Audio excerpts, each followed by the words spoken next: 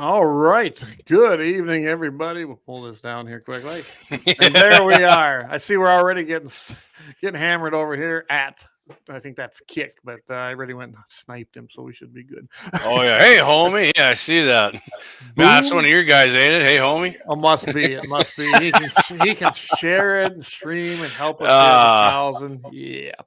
Boom Country Hydrographics. Good evening. Good What's up, buddy? Long time no hear. So we got a pretty good show up here tonight. We got the newly elected North Dakota GOP chairman, Mr. Mathew Simon's going to be joining us here. But I'll tell you what, before we get going, what do we got to do, Jamie? Second Amendment, baby. Hey, Matt, why don't you go ahead and do that one for us? With honor, a well-regulated militia being necessary to the security of a free state, the right of the people to keep and bear arms shall not be infringed. Oh, yeah. Awesome. Thank you, sir. That gets more important every single day, I think. Every single day. So I want to thank our sponsor, LAUER Auto Repair. Powers this baby. That's what keeps her going. He's our top sponsor. By the way, Bloodline's back on with us, so we'll talk about that a little bit later. Thanks, Jake. I think we got a pretty good show lined up here with Matt. I think we're going to cover some pretty good topics. We do. And like I told you, we're not going to throw you under the bus. Appreciate that. I mean, it'd be a big bump if Matt went under the bus. If you don't know Matt, he's a pretty large American. Yeah, so. Yeah. But not fat. He's just no. I didn't say that. I mean, he likes bacon like the rest of us. Don't get me wrong. That's right. So, yeah.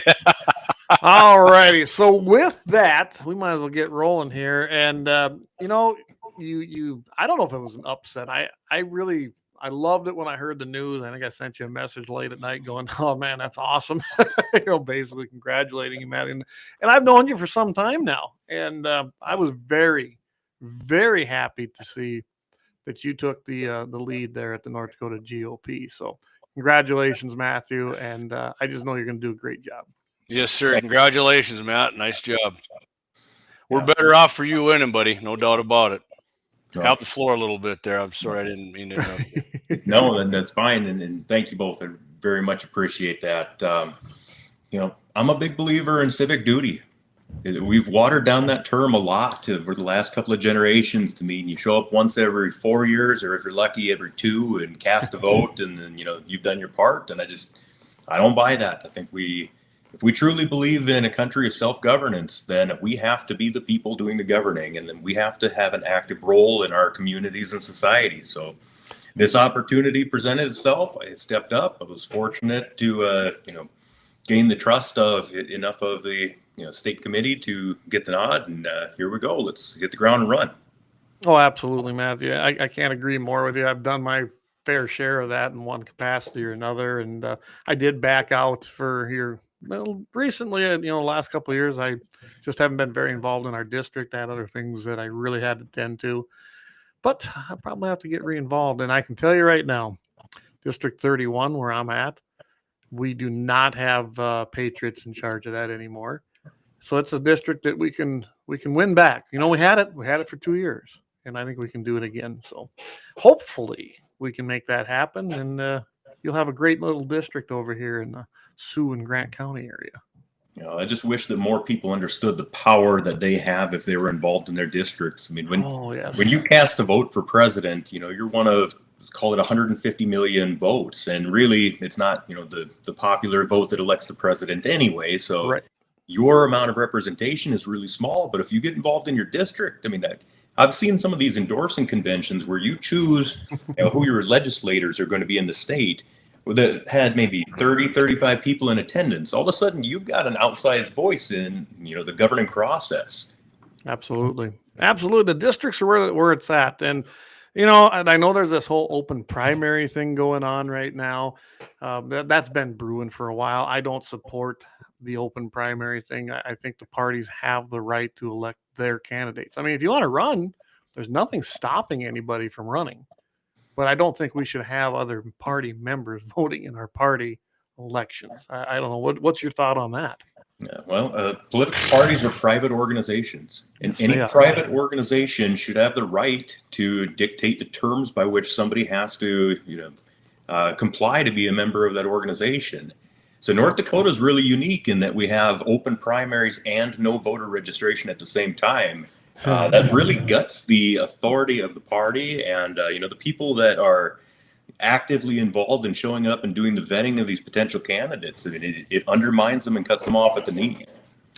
When you mentioned the not register, no registration. Of course, I come from a state where we had it. I was pretty involved in South Dakota with a lot of elections at that time. So here's what I liked about it. I love the fact that it was, I think at that time, and I don't know what it is down there now, but it was like you had to be 90 days out, you had to register, or you couldn't vote in the primary election on that party. You could still vote, but you couldn't vote, say you want to be a Republican. You couldn't do that if you didn't do it 90 days prior. And I don't know what their law is now. What I like, though, from a standpoint of being on campaigns, I knew who my base was. We knew exactly how many members were part of the party because they were all registered. They didn't just claim to be. And I do find that problematic here in North Dakota. Always have when I finally came up to North Dakota and was helping on campaigns. We had nowhere to start with our base. There's a lot of people that say they're Republican and they're not. I don't know. What's your thought on that? Yeah, well, twofold. You start off at a real disadvantage, and then you use a lot of your resources inefficiently because you're out trying to identify who even sees things in a similar fashion as you do. That's another hindrance from the way that we're operating. As far as knowing who your base is and being able to identify just if somebody's got an R by their name, does that mean that they believe the same things I do? Well, the purpose of the party and the vetting process is supposed to be to come to that conclusion. We have a platform that we've all agreed to. It outlines high-level ideals, and if somebody's running as a Republican, it's the duty of the party to vet these people. And the party is only as strong as the people who are actively involved in it. Absolutely. That's true. That's a great statement right there. That sounds like a t-shirt. There we go. A new t-shirt. Say when. The party's only as strong as the people. There you go. I expect royalties from that. There you go. Perfect. There you go. in the party's platform, it's one page. I mean, that's what I love the simplicity of it. It's one page. Hey, Josie, good to have you on. Another District 8 Patriot. Josie's tuning in here tonight. But I'm going to put that up right now. I think it's a good time to put it up here. So here's the party platform. This is North Dakota's Republican Party platform. It was established in 2023. I think that's when it was revised or put out there. You got individual liberty, personal responsibility, limited government, peace through strength and the rule of law, lower taxes, right to bear arms, family integrity, and the American moral tradition, quality education, and legislative integrity. It's a great platform, isn't it? It is. Now, people just adhere to it, right? I'm bearing arms right now, see? That is, adherence is a challenge. I mean, we have the same conversations nationally. When we've had prior administrations that just openly thwarted the Constitution, I heard a lot of people say, well, that's unconstitutional, but that was the end of their complaint about it. Yeah. And I'd say, that the Constitution is just a piece of paper that represents a social compact. And if the social compact is broken and the other side is deciding that they aren't going to honor what's written in that Constitution, it either has to have an enforcement mechanism or it's essentially null and void. And the party platform in the state is the same way. Yeah. If this is something we agree to, then we need to be serious about that. Absolutely. If you can't enforce it, then it don't really matter, does it? It's basically just a document that, all right, so it's there. And we saw a lot, I going through it. Of course, my favorite is right to bear arms. I mean, that's what we do here. We're Second Amendment. And it's pretty straightforward. We uphold the right of the individuals to keep and bear arms, a right which antedated the Constitution and was solemnly confirmed by the Second Amendment.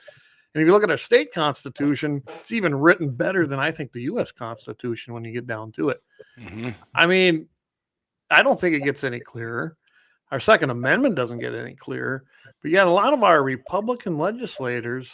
I mean, it must be pretty cloudy, Clay, because the other party they got real troubles understanding that. Well, yeah, the Democrat Party, we know, they're planking their national. I mean, they're all for gun control and trampling on those rights.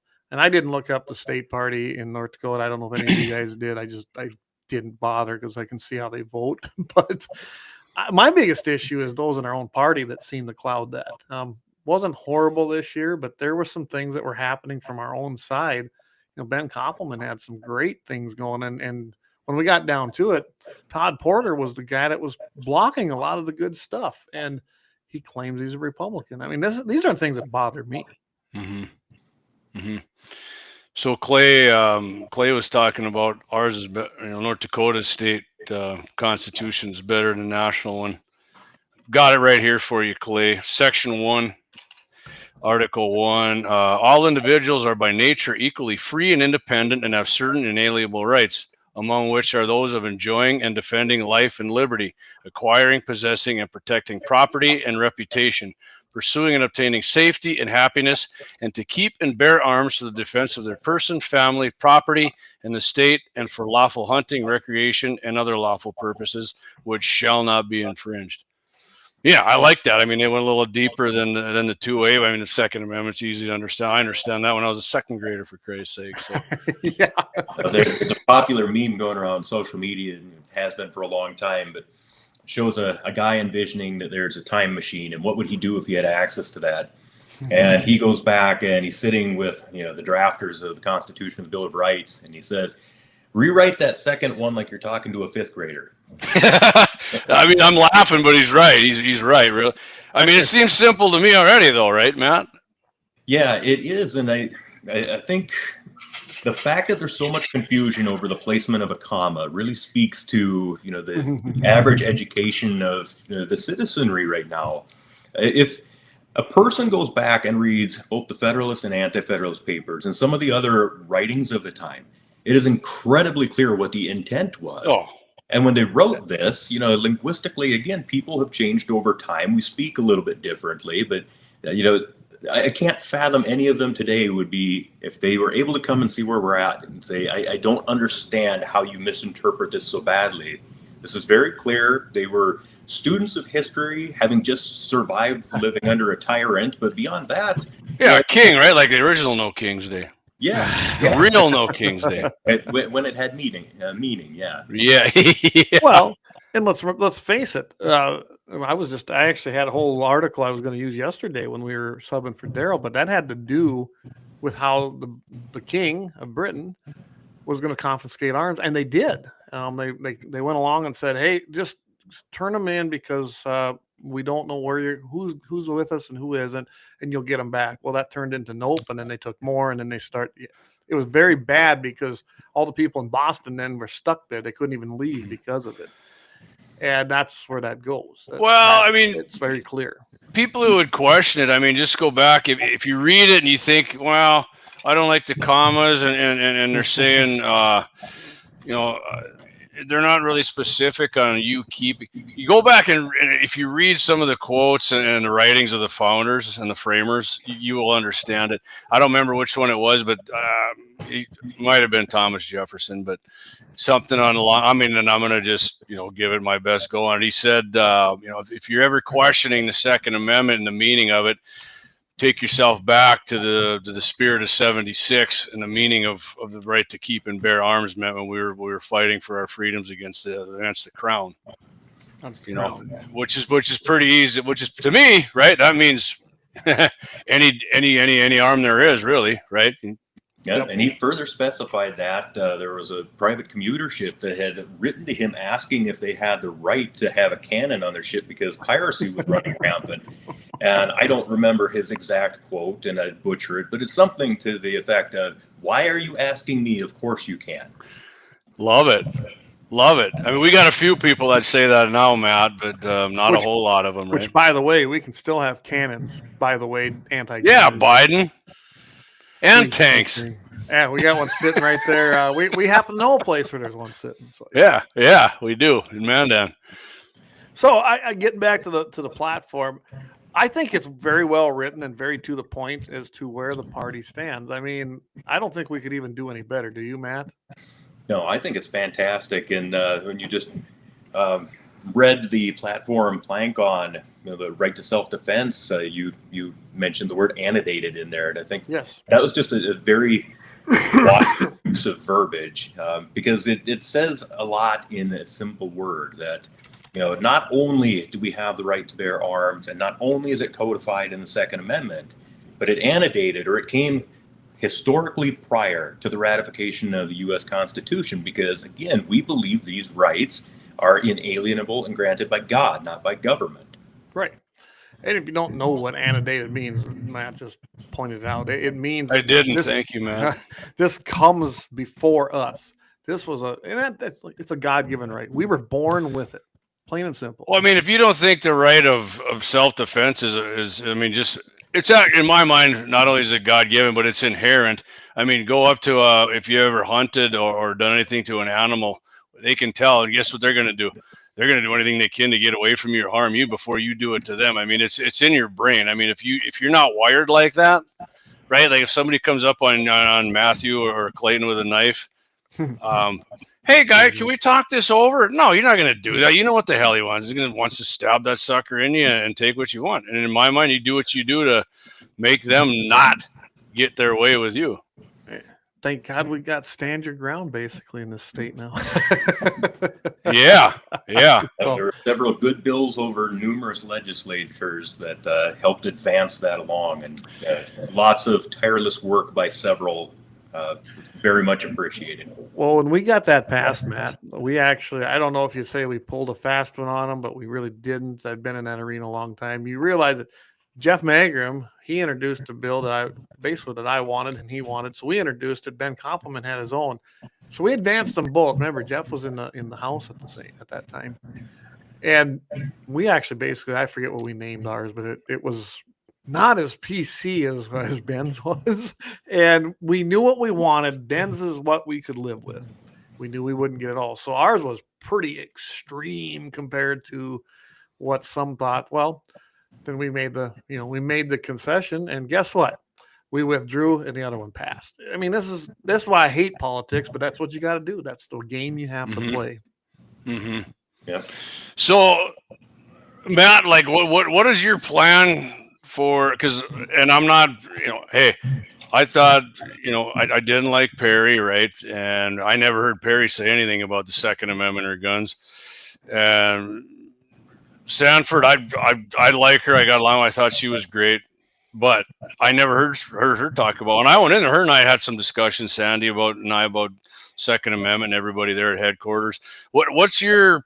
Are you planning on, like, not only just? I know you're a staunch defender of the Second Amendment, but do you have a plan to actually promote the Second Amendment right here in North Dakota and the Republican Party? Because the other party is 100% polar opposite of what we are, especially now. I mean, the leftists are insane now, but do you have a plan together for the Second Amendment, or are you still getting one going here for promoting the Second Amendment right here in North Dakotans? Yep, still devising a lot of the specifics of the vision. That's going to take some time and collaboration. Understandable. But I think, hearkening back to the discussion we were having on, it's great that it's in the platform, but if it isn't reinforced, if we don't constantly come back to this, then it doesn't have teeth and it doesn't have a lot of value. We need to first be passionate and show that we really believe in this. If we expect anybody else to be passionate and believe in it and support it also. So yes, I have every intention of being a champion for the Second Amendment, always have been, long before any official capacity in the political sphere. Because I'm a student of history. I've read enough books, and I've seen modern history under the Biden administration, for example, under the Obama administration. I've seen how quickly this can turn south. It takes no time at all to lose a right if you aren't willing to defend it. Well, like Reagan said, one generation is gone, and he was 100% right on that. And I can vouch for that. I know that Mathew's a very, very supportive 2A guy. I mean, I don't question that at all. It's just like, no matter what other people might have, Governor Armstrong's a friend of our show. And I can tell you right now, when it comes to 2A, he's right there. And he did numerous times sitting in the House. He'd be on the floor, or he'd be in those judiciary committees defending the Second Amendment to the core. There's some great videos out there, man. I don't question him. He rocks at defending the 2A. I look at it like this. We got the most pro-Second Amendment governor and the most pro-Second Amendment North Dakota GOP chairman now, and that's awesome. Absolutely. Absolutely. Jamie, you asked about, plans and how to promote it. I just ran out of time before the show, but I was working on buying some brand new flannel and some brand new Hunter orange. Yeah. Oh my God, that's I funny. got sidetracked pleating my new Carhartts that I've never worn, but Make sure you practice that the liner. Is this where I get me a hunting license?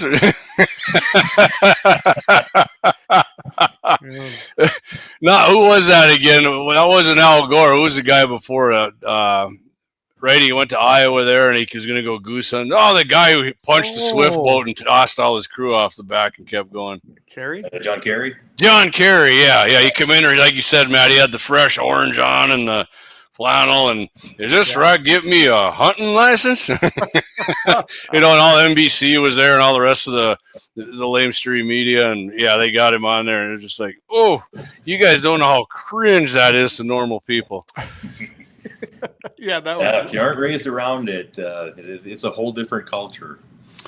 Yeah, for sure. And like Clay and I have said many times, just because somebody's a hunter, don't confuse that with a pro Second Amendment person. I mean, Right. Most of them are for sure, but I mean, there's definitely some that aren't. And hey, anything we can help you out doing, promoting the Second Amendment, for the whole platform, really, but specifically that. I mean, anything you need, man, you just let us know. We're more than happy to help you out. Yeah, I appreciate that. You Take bet. you up on that. Happy to leverage the support and the following that you built. Yeah, and anytime you want to come on here, you're more than welcome. Absolutely. That's Might that's scare off some of your viewership. what's that? What's that? It might scare off some of your viewers. No, I don't think doubt so. that. I don't think so. Just say when. Yeah. So I'll tell you what, we're going to take a quick break with our headline sponsor. This baby's powered by Lauer Auto Repair. We want to thank Axe and the boys down there. We'll be right back after this short break, and we'll come back and discuss some more 2A, and I don't know, maybe we'll get a little farther into that platform with you, Matt. We'll Yeah, see. let's do it. Stop in at Lauer Auto Repair. They're located at 309 South Washington Street in Bismarck, North Dakota, or give them a call at 701-258-6308. The team of mechanics at Lauer Auto can tackle any problem your vehicle is having, and when you do business with Lauer, you can be assured you're doing business with the Pro Second Amendment America First Repair Shop. There's plenty of other auto repair shops in the Bismarck-Mandan area, but why take the chance of patronizing a shop that might not have your beliefs at heart? Make no mistake, Lauer Auto is your Pro Second Amendment repair shop. When you talk to the guys at Lauer Auto, don't forget to tell them you heard they're a sponsor of Guns and the 701 and that you appreciate their support of our Pro Second Amendment, Pro North Dakota live stream and podcast. That's Lauer Auto Repair, 701-258-6308, located at 309 South Washington Street, Bismarck, North Dakota. All right, we're back. I beat you to it. I got my orange. Damn, and you even played the old school freaking Lauer ad, Clay, there. I did. I pulled that one out because I just didn't have the new one separated from the rest, and right now that's one. I like your FUD get up there, man. It looks good. It's awesome. All I need is a single shot shotgun that looks brand new, some new boots. Yeah. I mean, Clay probably could grab a new shotgun, but if he did, we'd immediately get sniped. So Let's see. Yeah, I got one over there. Clay, why don't you? We got a whole shitload of comments. So why don't we get on those before we get into a little more? Go ahead. Go through them, Jamie. Let me scroll back here because we are way back. So, Matt, you're generating a lot of comments here, buddy. So I like that. Let's go way back. The way back machine, like Scooby Doo. Isn't that where they did it? All right, Boom Country. You got that one, Clay. Evening, Boom Country. Brian Warner, good evening, my fellow MV, back from Alaska. Made it back from the great white north up there. Good evening, Dave. Eric Newman, good evening, gents. Shot some prairie dogs on the way home from work. Now he's grilling pork ribs and sipping whiskey, and my wife's 43rd birthday today. Happy birthday, Mrs. Newman. Awesome. What kind of whiskey you drinking anyways, Eric? It's not some cheap shit, I hope. Good evening, Trampus. What does he drink, Clay? I bet it's Pendleton. Is it? Okay, good stuff right there. I like me some Pendleton and 7-Up.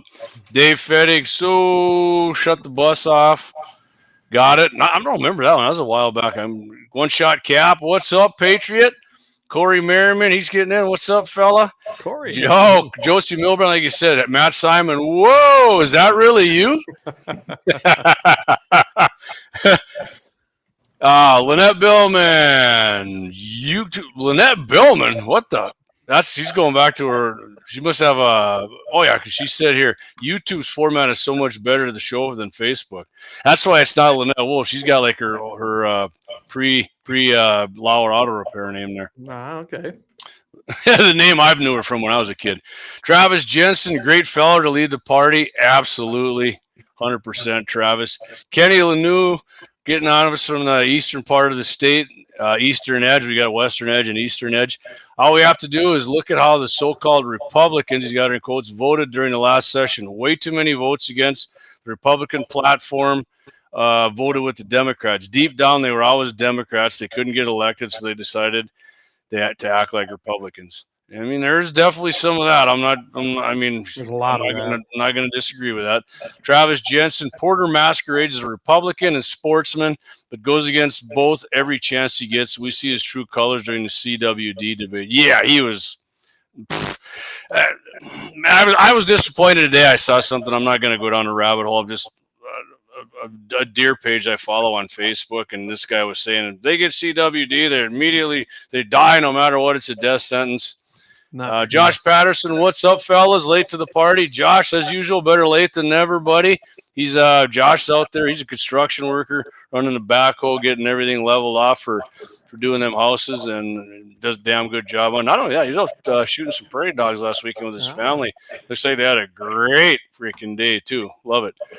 Dave Fettig, I think the next here you go, Matt. I think the next convention start with a cannon salute and the national anthem. And one of Matt actually with his AR-15 doing a ding ding ding ding ding ding on the steel, right? Lynette Bill, he's another Tim Walls. I don't know if she's saying that about me. Maybe no. I think she's saying that about our governor. Maybe. I mean, I'm going to definitely disagree with you on that, Lynette. Brian Wander says MVEs don't scare very easily, Matt. You know what the MVE is, right? Educate me. All right, remember Biden and the FBI? If you got a NRA flag, if you're out promoting the Second Amendment, if you got the Betsy Ross flag, and if you do patriotic things, you're a militia violent extremist. It was an actual real thing. Yeah, that's right. So every week when Brian comes on, he says, good evening, fellow MVEs. And we take that as a badge of honor for sure. Well played, Brian. Yeah. Eric Newman, Pendleton. Yes, sir. Love it. Lynette says, that's how long I've been on YouTube, way back to Billman. Tom Donaldson, good evening, gentlemen. Good evening, sir. Glad to have you on. Doug Thompson, evening, heading back home from Watford. Good to appreciate you tuning in. We made it to all the comments. Clayton, you want to get back into the platform here? Let's do it with the newly elected chairman. Oh, absolutely, yeah. Again, thanks to everybody. Matt Simon. Yeah, absolutely. Everybody, thanks for listening. I got the little donation thing in the corner. Some people did that last week, so thanks. We appreciate that. I did start, by the way, to put the subscription link in there. It's Perfect. Not up and operational yet. I tested it. It didn't work. I know what I did wrong, so hopefully by the next show, you'll be able to do the subscription deal and do it straight here and not do it through YouTube where they take their cut. So appreciate everybody supporting the show. So to clarify, Lynette said Tim Walls is another McCain. I mean, honestly, as crazy as this sounds, I'll take John McCain over Tim Walls any day. Oh, my phone's ringing. Thanks for listening, whoever is calling me right now. Glad to have your support. Hey, Clay, maybe once you get that donation link up, they can do it, and Yep. And this one here that we got in the QR code, that's not the link. We'll have one just for that, and we'll put the link up when we get it running. So I know we say this, but I'm going to hit it real quick, and I'm not trying to hold you guys up. If you get only here for a short time, hit that like button. Trust me, guys and gals, that helps us out. It drives activity when they see likes going up, when they see views going up, shares going up. The algorithm drives people to our site and our social media pages. So if you're just here for 10 seconds, hit the like button and say, I got to go sit on my back porch and have a Coors Light with some Clamato juice or whatever you got to do. Have a cigarette, take a big chew of Copenhagen, whatever. Yeah. No, it does. I've noticed already that we've had a big uptick. Sorry, Matt. We're kind of It has. The last 3 weeks, we've been pushing it. I mean, it has been. Now that I said that, Anyways, all right, go on. I'll put it to you this way. Bobber, you may proceed. Well, I pulled the stats, Jamie, from our online stuff and the donation stuff. We've pulled in over $900 in our donation thing over the last year. So thank you, everybody. Awesome. I guess we should have been mentioning it more. Appreciate everybody doing that. I mean, $900 doesn't seem like a lot, but when you're doing a live stream and when we got great sponsors, don't get me wrong there, but we're not Joe Rogan, and we're not I don't know who the other long-haired guy is, who I can't believe he's a famous live streamer, but he is. I know he's on our side, but weird dude, and I'm just like, I don't get it, but okay. So absolutely. All right. Well, I guess let's get right back into this. So I agree, Matt. We need to get that forefront as far as the Second Amendment, and yeah, we're definitely on board. Whatever you need, give us. You got my number. We know how to make this happen. Yeah, Doug, yeah. I'm gonna put this up there. Here you go, Clay. Now you know who called you. Nice. Ricky, Lauer Auto. Your car's done. Come get it. So there's about 10 things in this party platform. I don't know. Do you want to go through them, Matt, or not? Yeah, let's do it. So the first one, of course, at the very top of the page there is individual liberty. It says the rights of the American citizen proceed from the creator, not from the government. Government authority proceeds only from the consent of the people. Individuals, including the unborn. Wow, huh?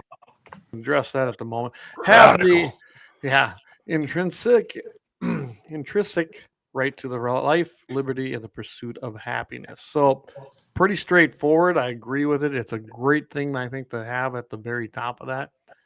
And, when you go look at what happened in the legislature this year, we once again really failed to protect the unborn in a lot of aspects. There were some great bills in there, and they just didn't go anywhere. There was very disappointing. A personhood bill that I know got a lot of heat from both sides, and unfortunately did not pass. It was very, very close. But listening to some of the back and forth on the floor, it was very disheartening. Yes. The argument I heard the most is that there was a concern that the way that it was worded would prevent the removal of an ectopic pregnancy. And that's just simply a misunderstanding of the plain language. I mean, it wasn't true. That was unfactual. No, and that's frankly, that's a Democrat talking point, and it was disheartened to see it used on our side of the aisle. Yeah. Nobody with any reason or common sense believes that an ectopic pregnancy is a viable pregnancy. So when they're talking about not terminating a viable pregnancy, well, an ectopic pregnancy is not viable. There was no concern that somebody would allow an ectopic pregnancy to continue to the point where it could damage or kill the mother. That was never in the bill. It couldn't even be read into the bill. No, absolutely. But that's what the other side does. I can't fathom the idea of being part of a party that wants to kill babies. I mean, let's face it. I always used to say it. They're not pro-choice. They're pro-death. Yes. We're pro-life. They are pro-death. They want to murder little kids in the womb. It's unbelievable to me. I guess. I mean, some would say out of the womb. And yeah, some of them want to just right that's like, all right, I'm not going to get into that, but yeah, go ahead. And if you've ever watched an abortion video, I recommend that you do it, but I'm telling you, it's sickening. I would say this, Clay and Matt, buddy of mine, many years ago, before I was even married, I was pro-choice, right? Mm-hmm. And he showed me. And matter of fact, we were going to the gun range. I remember that. And he's like, we were talking about it. And he's like, watch this video. And I was like, okay. And I think it was called Silent Scream when I watched it. And I can tell you right then when I watched it, I looked at him and I said, I've been freaking wrong my whole life. I feel like a piece of shit. Yeah, and one of the big issues that I have with it is the discussion, I think, started off as people having a genuine disagreement, but that's not where we're at anymore. It's morphed into just absolute, it's a demonic practice. And we like to think that, we're so advanced as a civilization, but really tell me the difference between, the pro-death, pro-abortionist cult that's out there and the ancient Israelis, or Israelites, excuse me, that go through the Valley of Ben Hinnom, and they'd sacrifice their babies to Moloch to try and get it to rain. I mean, it sounds ridiculous when you read it in a modern perspective, and then when you look and tie it to what we're actually doing today in society, we're doing the same. That's what we're thing. doing. We just think that we're enlightened and that this is a medical procedure now, and we use soft little cute colloquialisms and euphemisms to make it sound pretty. And it's not. It's child sacrifice. It's ritualistic child sacrifice. Well, remember how much flack Mel Gibson got for doing I don't want to say Millennium. What was that movie when he did the whole thing about the Mayans down in Central America when they had the power and they'd sacrifice hundreds of thousands?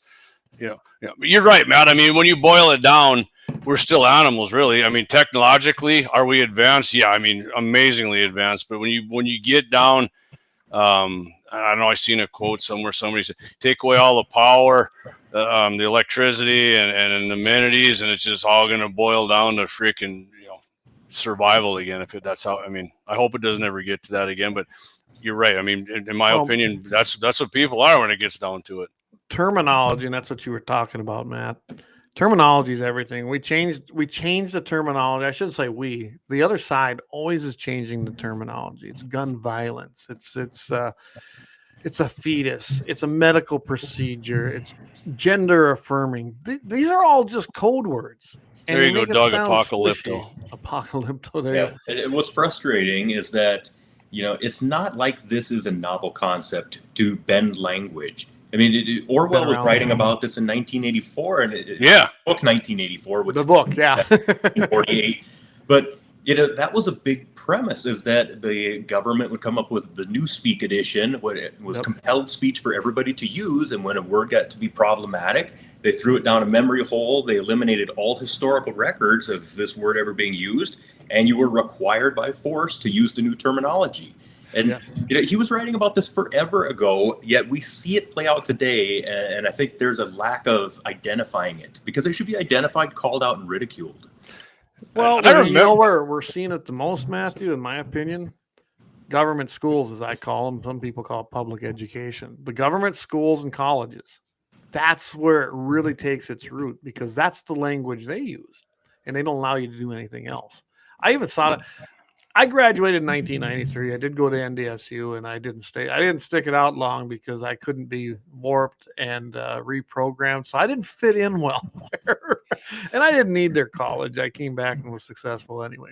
I don't know why I went, but I think that's one of the root causes. You look at what's happening in those education systems, and that's how we got here because that's what they teach them kids. Yeah, what's frustrating about that is that we have a lot of higher education institutions that predate the official founding of this country because it was very important to a religious upbringing of our founders that had institutions of higher learning where people could be properly catechized. Now that's warped a lot since, say, the 1950s in particular, when you had a lot of communist refugees come in and start to infiltrate the institutions.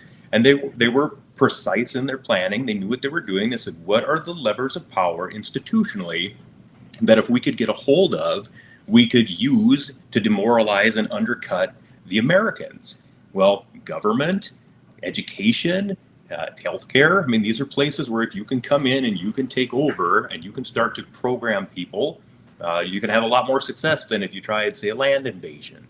Well, even the religious organizations or religious, churches, we have seen so many churches that do not go with scripture. They go the opposite, and they go exactly the route you're talking about. They have completely inundated those as well. Yeah. So Matt, world and not of it, and I think they're missing that point. A lot of people don't think I can read, but I did read 1984 in high school too, in the 80s actually. Correct me if I'm wrong. In the book, he said like people are going to in the future walk around like hooked up to handheld computers, right? And that's pretty much what a cell phone is. Wasn't that in 1984 part of that? Well, they had a concept called the telescreen, which was essentially a large television that could see and hear you in your private residence, and then that's what it public square. And that just morphed into these things. These things here, right here. Send me some ballistic tips, about 1,000 of them. See if it works. But yeah, you think about that book and when it was written and what we're seeing now. I mean, it wasn't supposed to be a guide. I mean, it's like Nostradamus wrote that thing. Well, and the thing is, you think about when he wrote it. It was right after the end of World War II, and Orwell was a European citizen, and he saw some of the corruption in the French governments and then in the communist revolution over in Russia. And especially in Russia, that's exactly what they were doing. I mean, he was writing tongue in cheek of real life experiences that were happening, and then just set it in a futuristic America. But, you know, he didn't come up with this idea whole cloth. The idea was there. And it comes back to my point I made earlier about, you know, we repeat patterns because we don't understand them, because we think that we're wiser than everybody who came before us. And it's just hubris. Yep. Yeah, you're right. Well, and I do believe, too, we do not teach history. I was fortunate. You know, the GI Bill sent many World War II and Korean veterans into the education system in the 40s and 50s. So I was fortunate to have those teachers still when I was going through school in the later 80s, early 90s, and basically taught us, hey, listen, this is not what they say it is. This is propaganda. This is not. This is history. This is not. But they don't get that anymore. I mean, when I had to sit down with the government teacher that my son had, I flat out asked her, I said, what are the 5 parts of the First Amendment? She couldn't tell me. Now, if you're teaching government in the Constitution, wouldn't you be able to name those 5? I think anybody doing that would be able to recite it, whether they believe it or not. Right. And this is the problem. She couldn't tell me how many amendments there were to the Constitution. She did get the Bill of Rights correct, the first 10 amendments. But did she at least know the 19th? What's that? Did she at least know the 19th? Probably not. She doesn't even know that gave her the right to vote. Probably. Repeal it. I should have asked her that. Maybe she's. More Republicans voted for that than Democrats. Repeal it then. Wait a minute. You better read it. I thought you guys said you weren't going to throw me under the bus here. and women suffering, right? Did you ever see the Man Show when he was going around? Yes. Hey, let's end women suffering. Get rid of the 19th. People were signing it. Yeah. So we get. Let's hit some of these comments here. Josie says, ectopic pregnancy is a medical procedure, not an abortion. I mean, I'm not going to lie to you, Matt, when you told me that's the first time I ever heard that saying. So really, yeah. Dougie says, Doug Wolf, unfortunately, abortion numbers are up, which they are. Buck Sexton and Clay Travis have said it a number of times. Oh, they're banned. Nobody's having them right now. They're actually up. So they're in your mailbox now. Yeah. Exactly right, Josie. Lynette Billman says, okay, Apocalypto, we got that. Ritualistic child sacrifice, but now they do it in the womb. Exactly what Satan wants. People should watch Nefarious. Yes, it's a fantastic movie. Great movie. Okay, I've heard of it, never watched it. Yeah, it's by a podcaster named Steve Dace. And I know Steve Dace is, for sure. Glenn Beck associate there, right? Yeah. Yep. Brian Warner sounds just like the term gun violence. Josie Milbrandt, force both parents to have to work because of increased taxation. Take the child from the care of the mother and protection of the father and put them in publicly funded institution. Yeah, that's what they do. That's what they do, right? Yeah, that's exactly. This is about breaking the family unit because the strength is in. I think he's right. Yeah, right here. He said, then begin to destroy the nuclear family. Right, and that's what you do, right? That's been done all throughout history by tyrants. I mean, you had Hitler's youth. You had the Red Army that had their little brigade of youth. Yeah, which nobody really talks about. Right? It's always a Hitler Youth. I mean, if nobody knows, Stalin was even more of a eradicator of human life than Hitler was. But go on, Matt. I apologize. Over a much longer period of time, too. But right. He was just killing people within his own country, and we didn't have access to information in real time like we do now. So it was a closed off society, and Right. Well, I mean, if the 6th Army surrendered in Stalingrad with like 190,000 German soldiers, and only like 6,000 ever returned to Germany because the rest of them Stalin freaking snuffed out. So, you intellectual, you. Well, there's some numbers I remember that they don't make me money, but I do remember them. Now I really hate you. Now I really, an educated man. Now I really hate him. I love Tombstone was the best, wasn't it? Anyway. Yeah, it's right away. I saw Mathew had on the Say When shirt. We loved it right away. Yeah, I love it, man. So Dougie put one up here, and he's right. He says, when I was in high school, they wouldn't even cover the Vietnam War. And when they did, it was very slanted. It was all negative. I mean, and we're not going to go down that path of what the war was, but the way they treated our soldiers when they come back was horrible. They were forced to go. I mean, we had to draft. Yeah. Well, remember Clay when we started this 1270? We had my Uncle Dino on, and he verified it. He came back and they spit at him and threw shit at him, and my dad was a Vietnam War veteran and tells me the same stories. Yeah. Unbelievable, right? I had uncles that served in Vietnam. Same thing. They said they got back here, and ironically, they both become liberals, which I don't understand. That doesn't even make sense. But, Wow. Yeah, my uncle's not. No, your uncle's not. Hey, my dad is, and I love him. I love my dad, but he's a liberal, and that just always blew my mind because I'm not, and I didn't grow up that way. But I had a World War II grandfather. Brian Warner says, somebody said, in quotations he's got here, the only thing we've learned from history is that we've learned nothing from history. I mean, that's a great quote right there, Brian. I'm just going ahead and attribute that to you, my fellow MVE. That's a Brian Warner quote right there. Eric. Oh, I'm laughing. Eric says, isn't Tombstone a pizza? Oh, my God. You got to remember my buddy Eric there. He doesn't watch shows or movies. He hunts and fishes, and that's fine. He shoots, hunts, fishes, whatever. Eric, the movie's better than the pizza right there. So there it is. That one is, yes. Go rent it. Go rent it.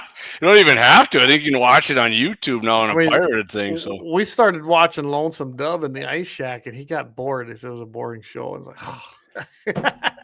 So anyway, we're getting off track here, Matt. Well, Clay, yeah. Tell you what, 8:45. Should we hit our big ad here and come back and the big ad. All right. We didn't get past the first one there in the platform, did we? What's that? No. On the Republican platform. No, we didn't. We got 9 more to go. All right, come back. Let's. All right, we'll go take a quick run. Josie, I'm your huckleberry. Go out and get yourself a cold one. Use the facilities, and we'll be right back.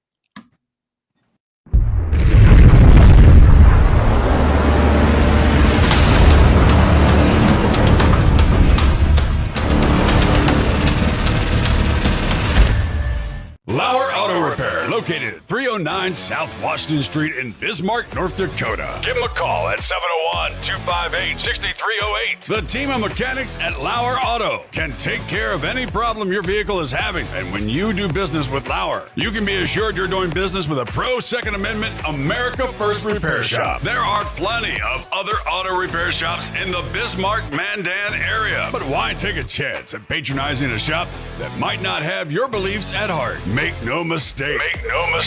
Lauer Auto is your pro Second Amendment repair shop. When you talk to the guys at Lauer Auto, don't forget to tell them that you heard they are a sponsor of Guns and the 701 and that you appreciate their support of our pro Second Amendment, pro North Dakota live stream and podcast. That's Lauer Auto Repair, 701-258-6308.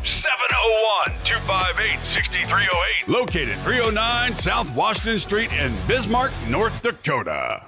Experience the exhilaration of power in your hands at Bloodline Kinetics. Why Cerakote? Simply, it aids in firearm preservation while also giving your piece a unique look. Barrel threading, NFA laser engraving, bolt handle threading, mount, level, and bore, sight scope chamber rebarreling, and much more. Bloodline Kinetics is meant to reflect a long American lineage in gun ownership, who stand for the Second Amendment rights, Bloodline, and the science behind gun accuracy. Kinetics. To some, it's just a constitutional right that can go away. To us, it's in our American bloodline, and we believe it should stay that way.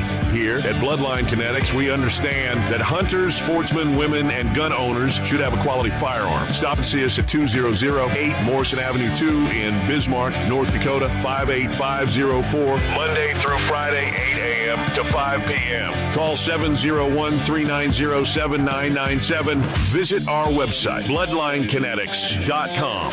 Looking for the best gun gear for every and any situation? Little Angry Man Arms LLC has you covered. Top-notch guns from top-name brands like Winchester, Glock, Sig Sauer, and Ruger to essential extras from Magpul's, Streamlight, Hollow, Sun Optics, and more. Little Angry Man Arms LLC have everything to make your shooting adventures a success. Visit littleangrymanarms.com today and gear up for your next big hunt, competition, or home defense. Don't miss out on our exclusive deals. Little Angry Man Arms LLC, based in Trail City, South Dakota, your ultimate hunting partner. At Horton Laser Craft, we believe in the power of personalization. Whether it's a cherished memory, a special occasion, or a unique gift, our custom laser engraving brings your vision to life. Our expert craftsmen and state-of-the-art technology ensure every piece is a work of art. From personalized decor to one-of-a-kind keepsakes, Horton Lasercraft makes every moment unforgettable. Horton Lasercraft is owned and operated by a local veteran and his wife located near Thunderhawk, South Dakota. They provide custom laser products at a reasonable price, and their turnaround time is fast and efficient. Custom board cutting, glassware, decanter sets, mugs, assorted stainless steel jewelry, assorted tags, decor, custom acrylic nightlights, and much, much more. Call them up at 605-545-7535. Horton Lasercraft, where memories are engraved.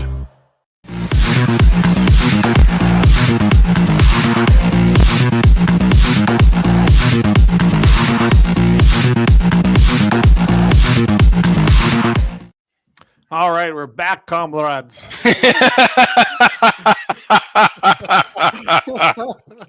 Oh, I got everything down. looks like we got us a Bolshevik on the show now. That's a vodka. Anyway, No, I've seen their AK. That looks like one of those American models, all black with the synthetic stock, not that nice Russian wood. right there. I have them all. I got 2 AKs. One for each of you. One for each of you, yes. So Lynette says she does home health care and is taking care of several veterans in that area, and they're all Democrats. I know, isn't that crazy? That is to me. That era, I don't know. Well, I don't know if you remember this, Matthew, but and we're getting way off. But do you remember the president of the, I think it's the National Organization of Women?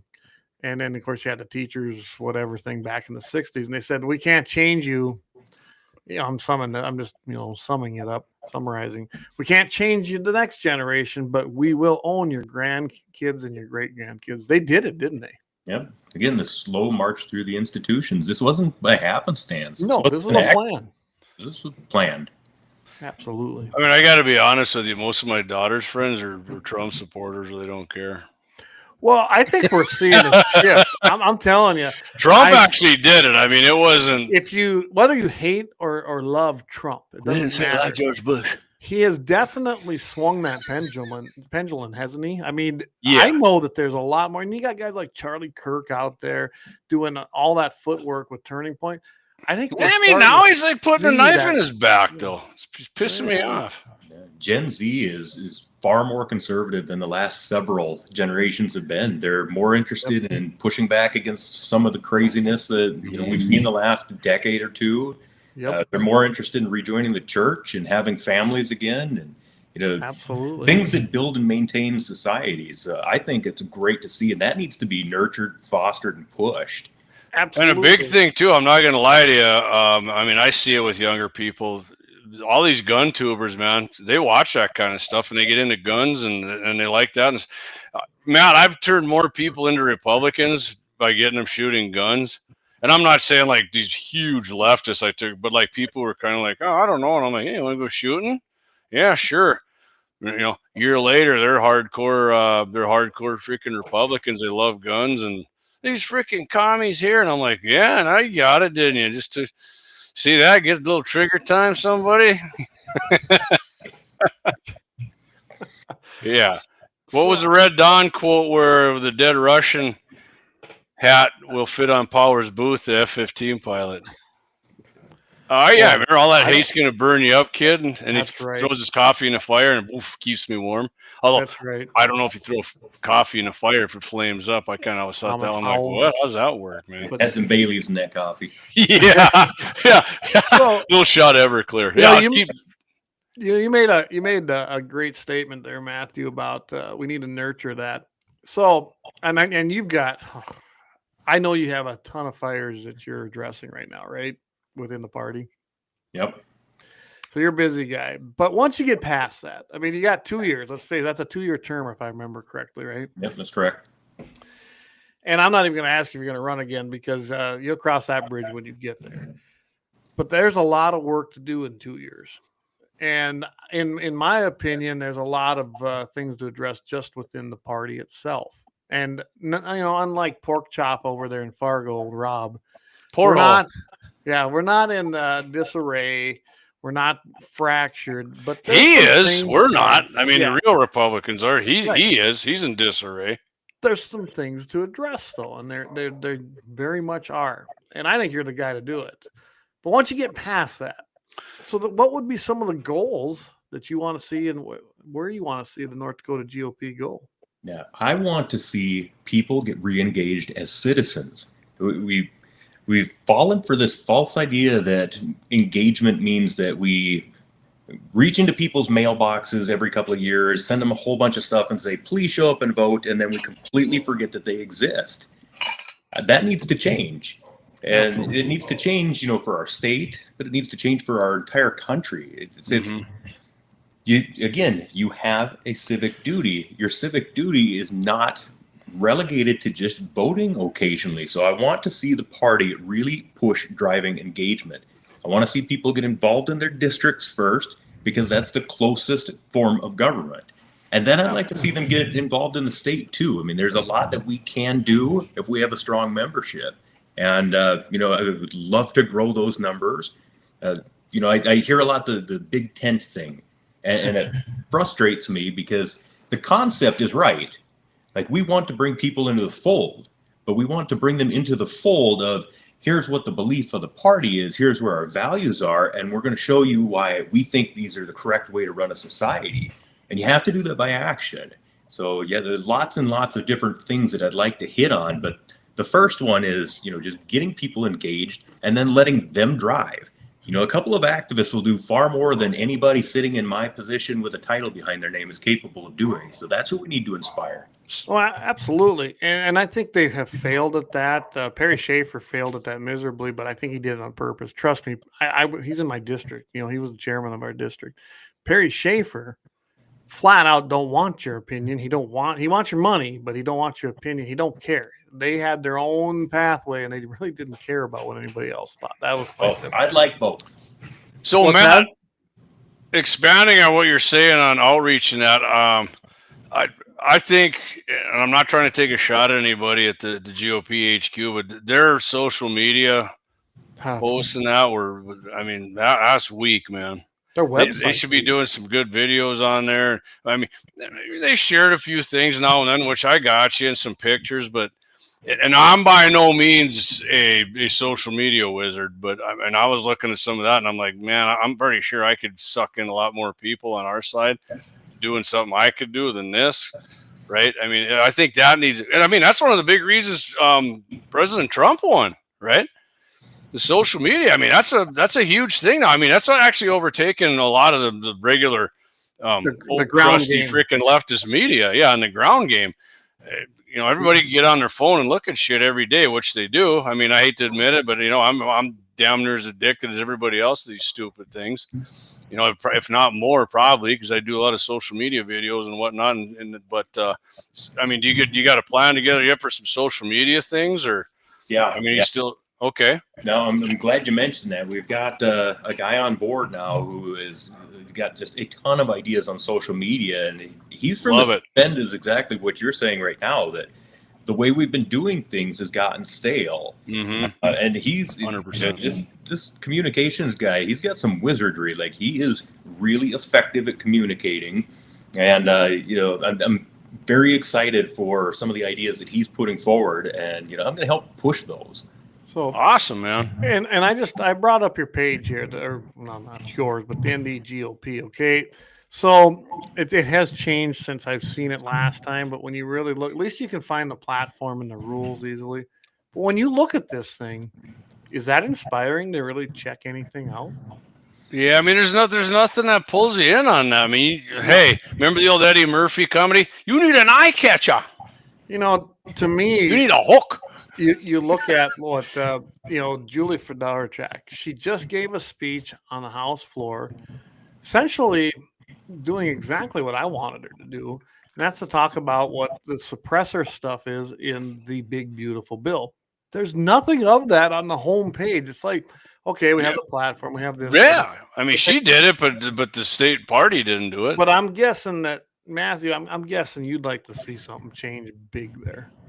Yeah, absolutely. And right now, some of those current events, there's a section on that top ribbon called news, and a lot of it's going there. But point well taken that getting some of that onto the front screen to grab attention. That's right. And I mean, ours isn't perfect. We're revamping ours too. We got a gal that's going to do it because you know what? I'm not. Yeah, that tell her to guy. shift gears here, man. Yeah, I mean, get in the high gear, But anyway, we need to make a change in ours as well, and we know it. And we're getting more traffic there. Well, I think the NDGOP page needs some. I imagine what they did was they were going for simplicity, but when you want to attract Gen Z, they don't want simplicity. They want the latest, greatest, newest news, right? I mean, I look at this front page and it says get involved. Okay, yeah, you can get involved. Why isn't there a thing right there that says join now? That's what I don't understand. Well, something like that. I mean, even better than that. Well, that's a general statement. You know what I'm Yeah, I got Matthew? you, Clay. I got you. But so on that comment, Clay, I got it up on my other screen here. So if you're looking at the top ribbon where it says get involved, if you go over to the far right, there should be a great big red button with white lettering that says join now. Okay. And I do see it now, but if I missed it, how many other people missed that? Yeah, fair point. And I did. I missed that. I just seen it now too. I think that should be front and center. Right now they got building on success. Donate to our building fund. That's great, but I think membership is everything. Grassroots is everything, in my opinion. Yes, the organization is run by donations. It's plain and simple. So yeah, we want people involved. If you aren't engaging people, you're dying. Absolutely. So Matt, Travis has a good comment up here, and I'm going to grind somebody's gears on this. I can guarantee you. But he says he liked Julie supporting landowners being able to buy back easement property from U.S. Fish and Wildlife Service. I mean, that's kind of the thing Mike Lee's doing, right? In the big beautiful bill. Mike, I'm going to tell you right now, Mike Lee is getting his ass absolutely freaking handed to his freaking shit on social media, on every freaking outdoor blog, every gun blog. Ted Nugent, Hunter Nation. If they do that, if they actually do that and sell this land, I know Clay wants it sold too, and or Scott Bachmeyer. They're good. I mean, that's going to be a massive black eye in the Republican Party, because he is getting. I've watched it right before we came on, guys. I was watching a couple different super popular, millions of subscribers on these out. And virtually every comment on Mike Lee's thing, that guy is getting crushed on selling public land. I'm not saying that's the same thing in these easements. Clay, you would know more than that as a landlord than I do. Yeah, I'm telling you, that's got to come out of there, because that's going to freaking piss people off. The easements need to stay in there, and we need to sell them back to the landowners, which they were confiscated from. Let's get it right. So tell everybody what an easement is, Clay, as a landowner. Easement's something that either the landowner lost through, who knows, some of this goes back to the 30s, to say access to a certain piece of property along a river. Most of them come off of watersheds. Just like I've got these government allotments that piss me off, but they go with my land. They're tied with my land, and they won't sell them to me. So then I'm very restricted on those 2 quarters, because I got to listen to the federal government, which I just love that. Yeah. Oh yeah. Oh yeah. Bootlicker, man. I mean, they try to tell me how. Puts mine in perspective now. And I'm out mowing the ditch. I get angry because I have to maintain it and I don't own it. But yeah. Your problem sounds a little bit bigger than that. A little bit, yeah. They want to tell me when to graze, what to do, and I tell them to go pound sand. I basically I ignore everything and I kind of tell them exactly this. That they don't know what the fuck they're doing. Do you understand that? I mean, it's that simple. Well played, Clayton. Well played. I thought love that was it. a great lead, but Matt's going, oh, shit, really? and this is no reflection on the new GOP chairman, just so everybody knows that. Exactly what I was just going to say. Better hope my mother's not watching. But I can tell you that I don't know about that Clay guy, man. my two quarters there look better than the stuff that everybody else is managing because I don't overgraze it. I don't do a lot of things. I make sure that I am taking care of those just like I do the rest of my 3,200 acres. But the government, they got all these guys with these great college degrees and they're so smart and they actually want me to graze more with more head and I won't do it because land can't take it. And that's why it really torques me off when you can't buy that from them. Now, I don't know how to address it.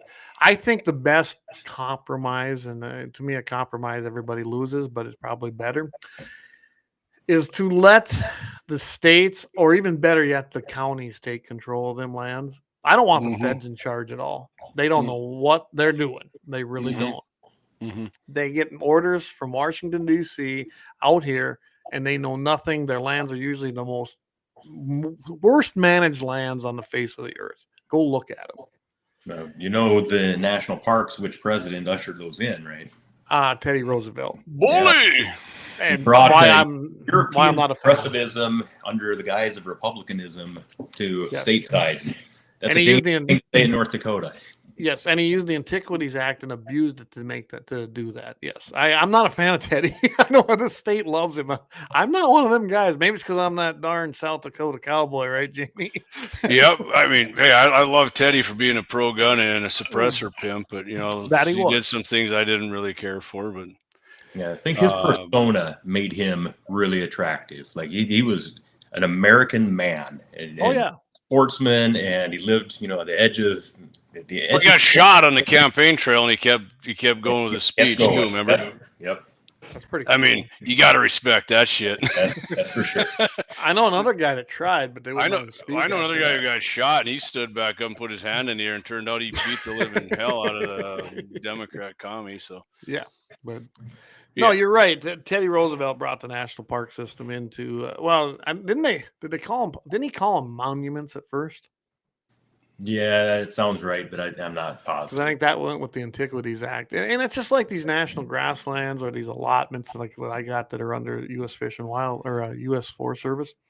They all, if you ever notice, they're named the Grand River grasslands or the Little Missouri grasslands or the Cedar River because they all came off of the watersheds. And that was a whole nother thing that we're not going to go into tonight because we could spend another hour and a half or better talking about how they took the watersheds and essentially declared it flood problems.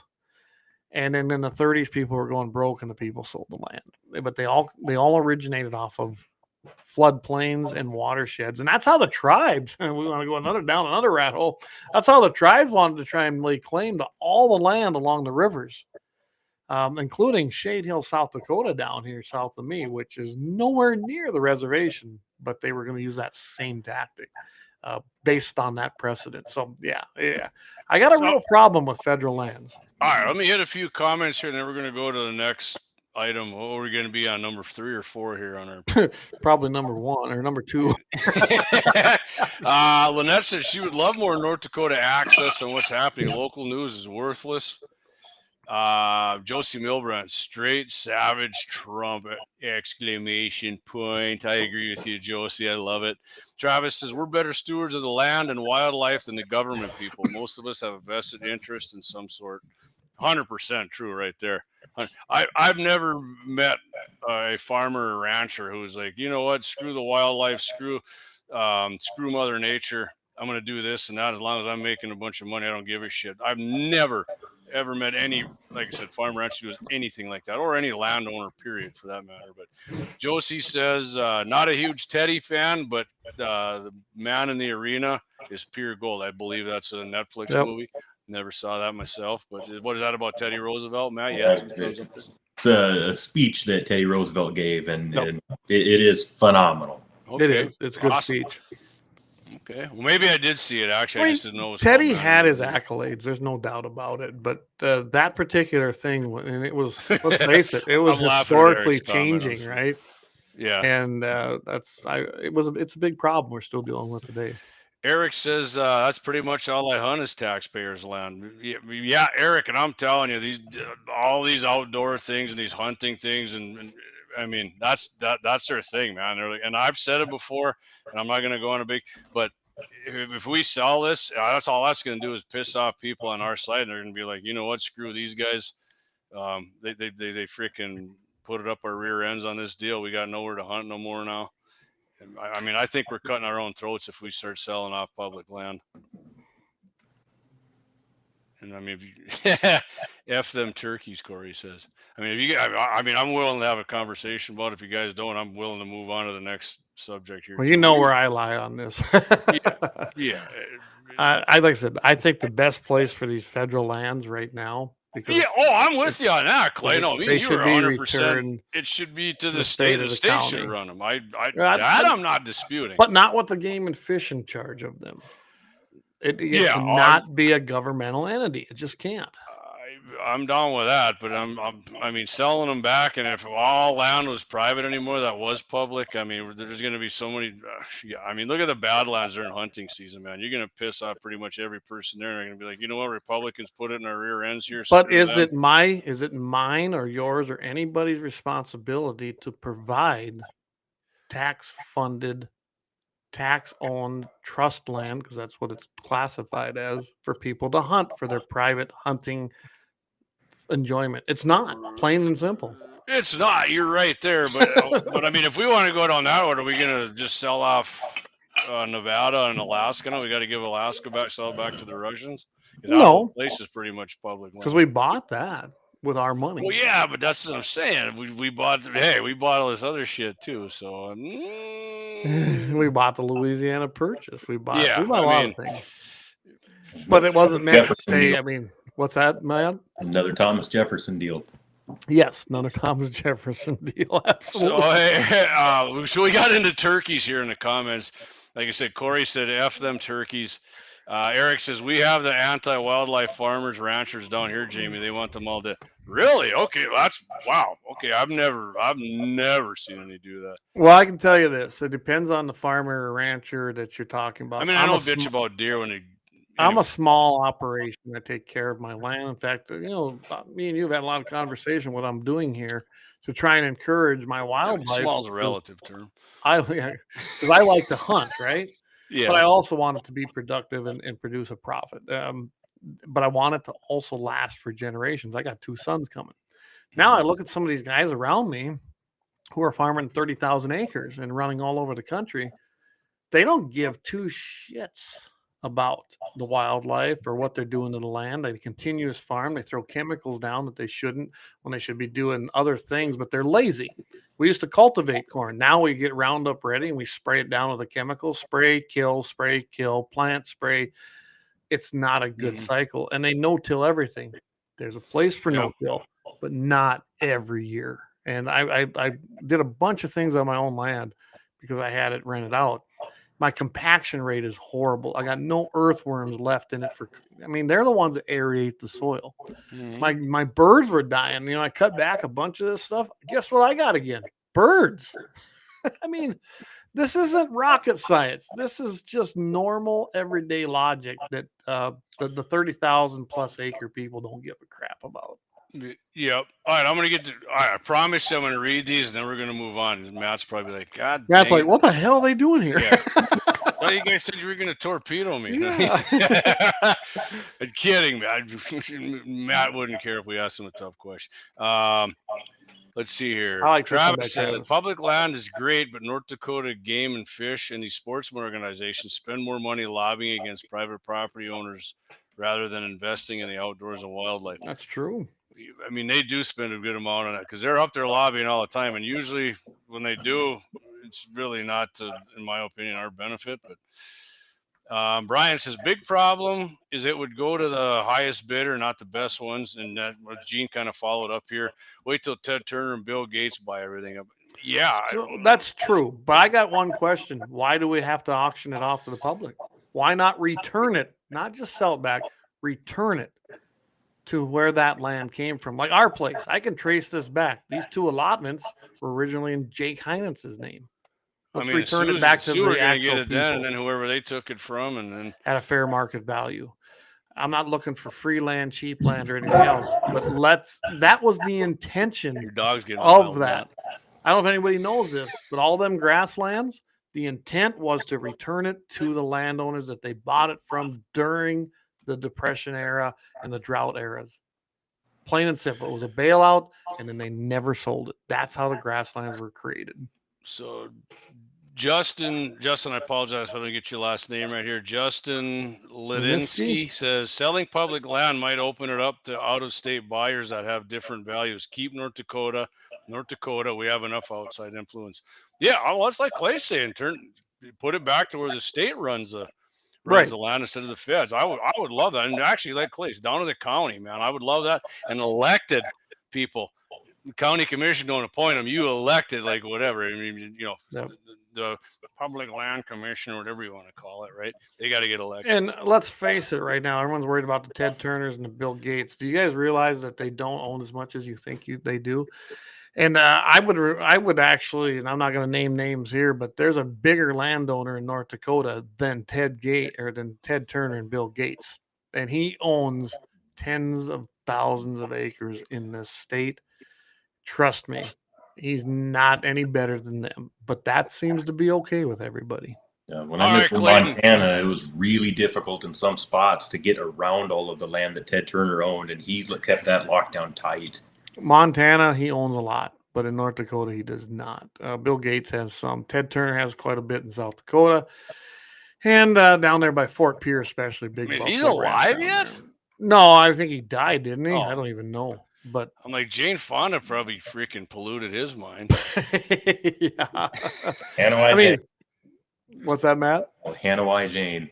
Yeah, Hanaway Joe. That's a whole nother. Well, we could go down all kinds of rabbit holes tonight. Josie says game and fish director should be elected. I agree with that 100%. Well, there was a bill for that this year. If I remember right, a bill was in the legislature, and I think it went down in flames, unfortunately. All right, what's number 3? So that has nothing to do with the North Dakota GOP, though, does it, Mathew? What do we got number 3 on the list? We're going to run out of 120. Limited government. Federal, state, local governments should be transparent and limited to their respective roles, in accordance with the 10th Amendment. I couldn't agree more. The size of government regulations, and entitlement and transfer programs should be limited to the essential, inherently governmental functions. Awesome. That's perfect, right, Matt? Yep. And the last part of that is my favorite part of the entire thing. Yes. And that's a place that I think more debate needs to happen. What is an essential, inherently governmental function? Yeah. Because a lot of people believe anything that takes money out of my neighbor's pocket and puts it in my pocket, that's an inherently government function. That's simply not the case. Wealth redistribution is something people really believe is a government function anymore, don't they? Yes, and the problem is that the broader that we've allowed that to become, the harder it is to not be a part of it as an average citizen. So then, when you want to pull back some of these non-inherently governmental functions, you get a lot of pushback because somebody benefiting from every single one of those. That's why it's so difficult to cut government. Yep. The problem starts with the people, and I think the people would be well advised to look back and say, one of the commandments is thou shalt not steal. That's exactly what you're doing. I mean, just because somebody else is picking your neighbor's pocket on your behalf does not make you any less complicit in the theft if you're receiving it. Absolutely. And I think a lot of that came, well, we all know, social programs that shouldn't exist. I mean, Roosevelt created social, well, actually, he didn't create it. He created the concept, Social Security. I mean, that was created, remember, was it Davy Crockett? Somebody wanted to, or not Davy Crockett, one of them after the Civil War, they wanted to give one of the dead Civil War soldiers' wives some government money, and they're like, you start doing this, we're going to end up doling out to everybody. And that's sure as shit, that's what happened. Well, and I think too, when you look at the way and Matt, correct me if I'm wrong, but you look at the way our taxes are collected, say income tax, you got over 50% of the people don't pay any now, right? I think it's something like that. Well, of course they're okay with taking our money, right? And when you create a society where over 50% of the people have no skin in the game and aren't paying in, of course they're going to vote for that. They're going to vote for more pro. Look what's happening in New York right now. I mean, they've got a big problem with what's going to happen with their mayor election. I mean, so Clay, let me get you a little X post here from old Zorhan Kwame Mamdani. Sounds like an simple tweet he had here back when it was Twitter. We need to ban all guns. Yeah, anti-gun. He's a true socialist communist. And he's up there talking Constitution and rights, and the son of a bitch said he wants to ban all guns. That's all Democrats. You guys talk about rights. Oh, our rights. Well, so we need to ban all guns. What about the second? Oh, that old piece of asswipe. We don't need that around anymore. But what about the rest of them, right? So you can pee in a cup and tell everybody that's art. I mean, come on. These people are such hypocrites. I mean, New York sucks anyways, but that guy is like he makes Eric Adams look like a freaking conservative. Well, if you don't know Eric Adams, he's the current governor of New York, or the mayor of New York City. I was looking up a quote when you guys were talking about the ability to vote yourself an income stream. Mm-hmm. And Alexander Tytler said a democracy cannot exist as a permanent form of government. It can only exist until the voters discover that they can vote themselves largesse from the public treasury. And it goes on for several more fantastic statements after that. But that's an absolutely brilliant point. And that's why people on our side of the aisle rightly state that we are a constitutional republic, because democracies inevitably commit suicide. And that's one of the ways that they do is through welfare and transfer programs. I find out that all I have to do is vote and get enough of my friends to vote with me, and we can rob everybody else and benefit from that. Well, eventually you have the looters, being more, there's more of them than there are the producers, and your society collapses. Well, yeah, we're seeing that in California and New York right now. So when you look at the last census, where was the biggest influx of people leaving? Well, it was in those states like California and New York, where they keep taking. And where do they flee to? It's not necessarily good. They flee to Florida and Texas. Out here, I don't know about you guys. It's been good for Florida, but I don't know. In Texas, it doesn't look like it's working out that good. I've seen here more Pennsylvania, Oregon, Washington plates than I've ever seen in my life. I love when you say Oregon, Clay, because that's how I say it too, and it tweaks the hell out of people. But it pisses me off because those people don't think like us. They don't vote like us. It just finally got bad enough they left. Well, it's been bad for decades, and now they left. That's not a good thing. They're not going to be. Colorado used to be solid red, man, and now that's just. I grew up in Colorado. Yeah. Well, look at Montana. I mean, you get over there in that Kalispell area. Yeah, but hey, Montana's. They're doing good over there because finally they got GM Forte and they took over big majorities in the House and Senate. But yeah, I got you on the college towns there. But for a long time, they were shifting purple. They really were. So I was just talking about the guy in New York, Mamdani or whatever. He wants to make all the stores government-owned stores, city-owned grocery stores. I mean, that'll never end up in rationing, right? Like you get this, you get that. That's never going to happen, right? I mean, come on. To each what he can afford. Come on, man. Yes. Go ahead and read that, Clay. I'm sorry. Josie said, I like what Josie. People would take more interest in local government if they had to send an actual check for their property taxes. Escrow has made people complacent. And that's just one of many. Not just that, Josie. So most people don't understand that they really don't pay income tax. If you don't hit a certain threshold in this country, yes, you're paying your income tax and your little weekly checks. You're paying your FICA, which is Medicare, Medicaid, Social Security. But you're getting your income tax back. If you're getting a refund, you didn't pay no income tax, okay? Not really. Guys like me and several people I'm sure that are listening tonight, I get to write a check.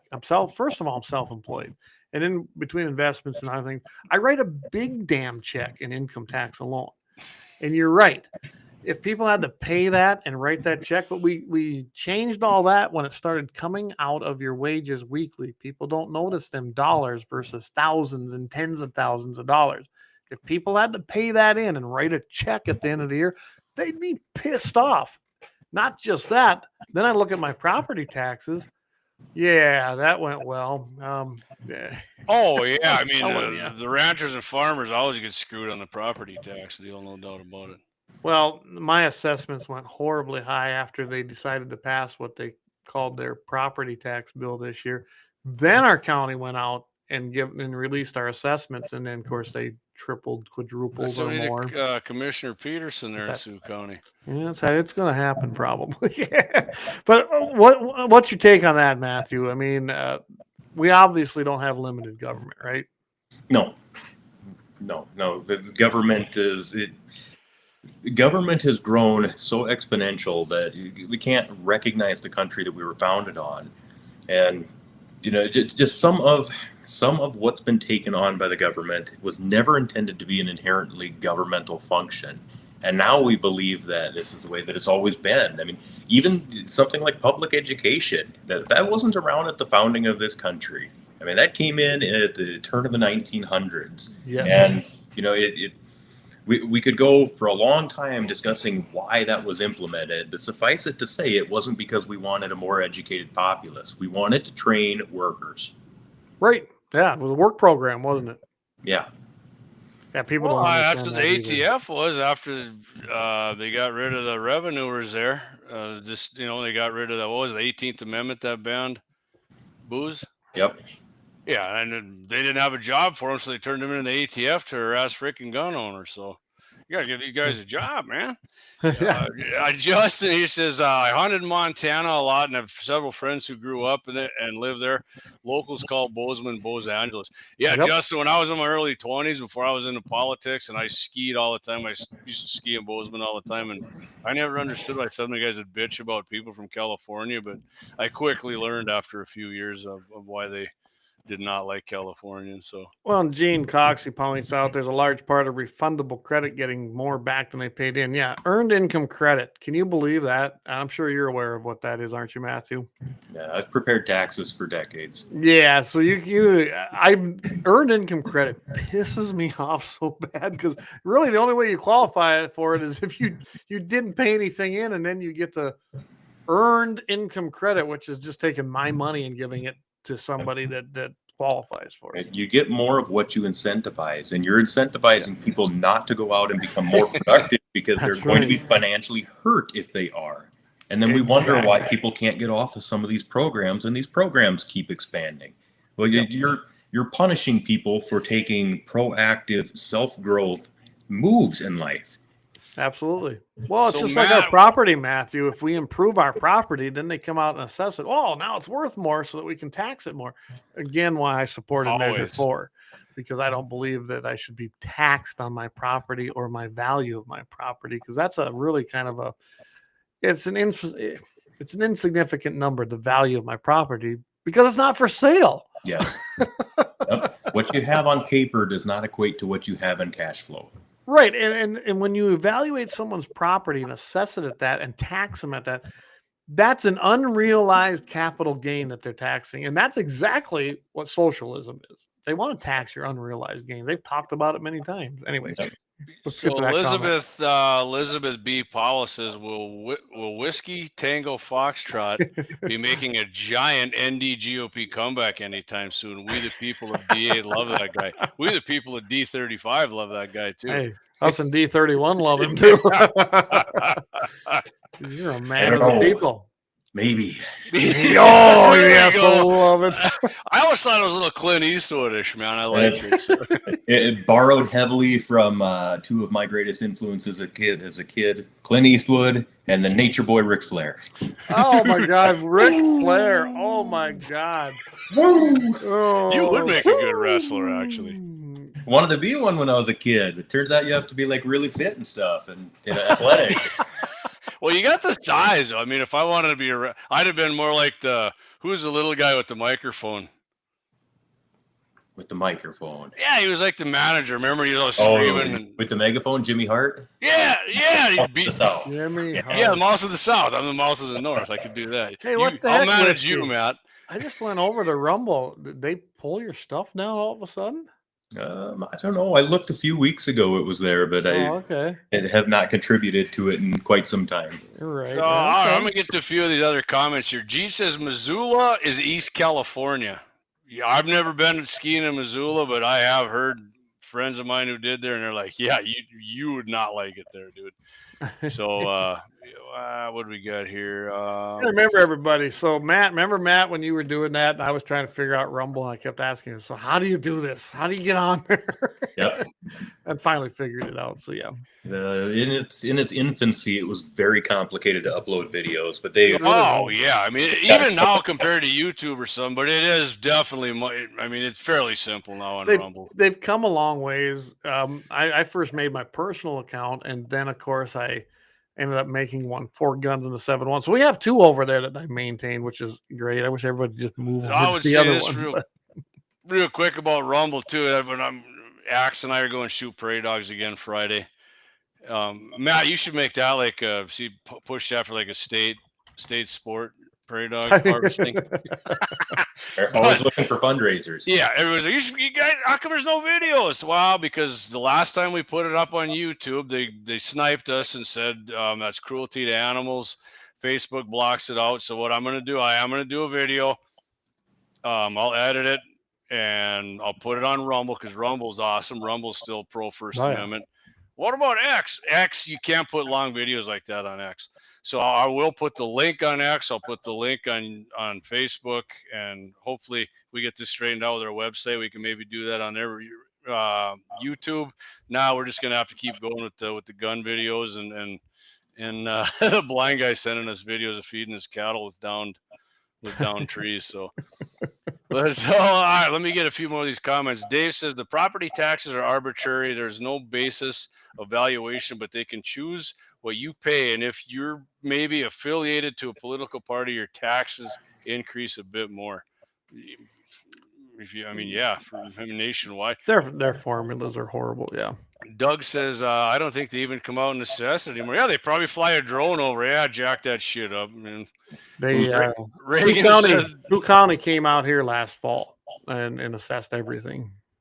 Yeah. What was really frustrating was at the same time that Measure 4 was being pushed and gathering signatures to try and abolish property tax state was when Kamala Harris was also running for president, and she was talking about taxing unearned gains, and everybody on the Republican side rightfully was saying, absolutely not. That's communism. It is. And we talk about property taxes here and not have the exact same conversation. It's an unearned gain tax. Absolutely, it is. If I'm not selling it, I don't recognize any gain because an assessor claims that it's more valuable than it used to be. Right, and that's just it. I mean, my place here, I mean, okay, granted, this house was assessed probably who knows how long ago.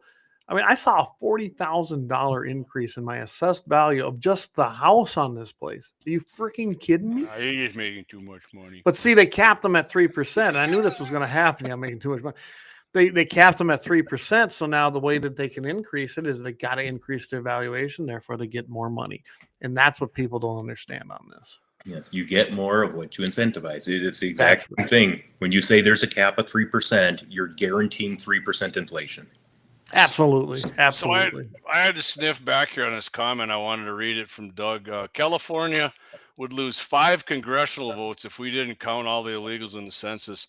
And that's part of it. It ain't just making them legal voters, which if we lose the election again and the Democrats get the House, the Senate, and President, they'll make them all citizens and we're screwed. But that's one of the big things they can do right now. How the hell they ever figured that in to count illegals as citizens in the census and give them congressional districts blows my freaking mind. Well, that comes back to the 3/5 compromise when we were, reconstructing after slavery. Is there was a fear that the southern states, when they would reintegrate, wouldn't count freed slaves as people, and so that was passed. That every forget off the top of my head, they don't use the word citizen, but basically every person within the confines of the legislative district counts in the census towards your apportionment of representation.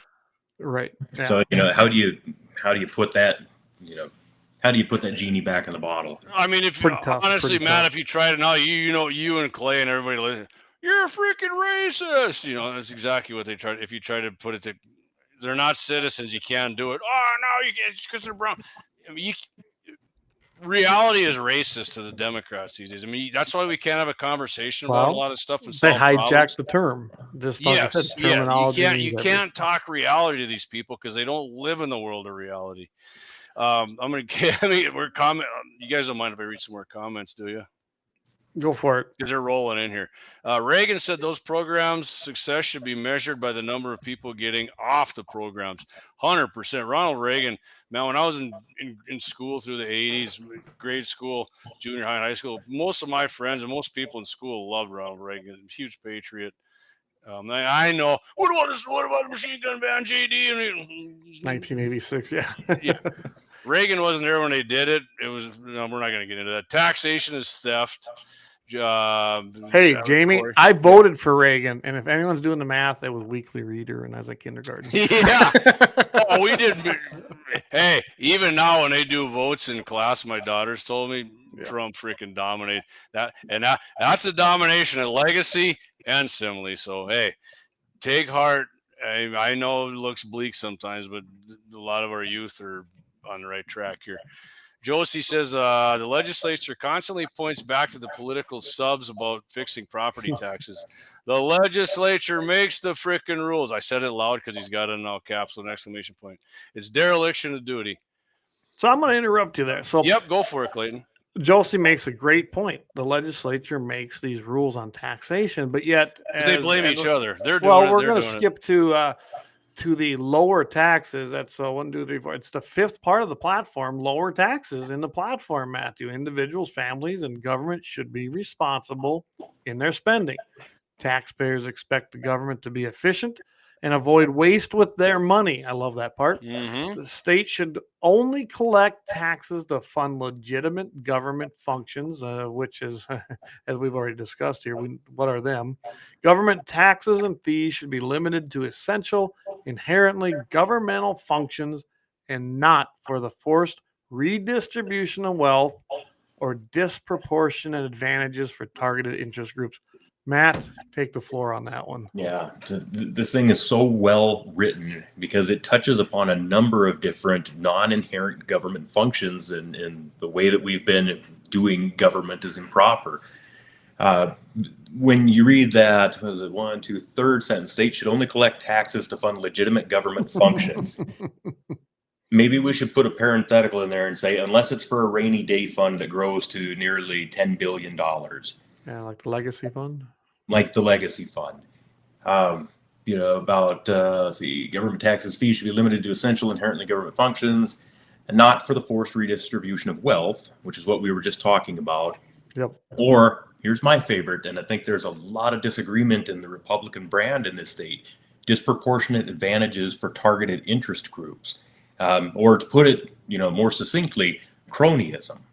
So yes. we have bought into the lie that being Republicans and being the party of business is on par with being the party of cronyism. When we say we're the party of business, we mean that we believe that entrepreneurial endeavors should be encouraged, that government should get out of their way because that's what builds a society. Now we've morphed that a lot to think that, let's do public-private partnerships, and that term makes me cringe every time because I come from the world of finance. If there's not a sufficient return on your investment in a private sector, that means it's a poor investment. But if I can go out and socialize my costs and privatize my profits, and when I say socialize my costs, I mean I'm going to put this on the back of the taxpayers to help fund something, and that's the only way that is profitable for me to do. But then I reap the benefits of any return that comes on that. That is antithetical to what we just read in that platform link. And that's antithetical to the way that this country was formed. I mean, cronyism is not capitalism. They're not even similar. Cronyism is more on par with, what the Chinese government is morphed into. Yes. And I can just off the top of my head, and I know I'm going to piss some people off. Rural water projects, wind, solar. We don't even need to stop there. We have this happening everywhere, and like you said, it's a private company that benefits, but yet but yet it's funded off of the backs of all of us that actually pay taxes. By the way, not all of you are funding it, because not all of you pay taxes. And you might think you do, but you actually take more than you use. That's just a plain and simple fact. Brian says, for discussion's sake, how does term limits affect this particular point?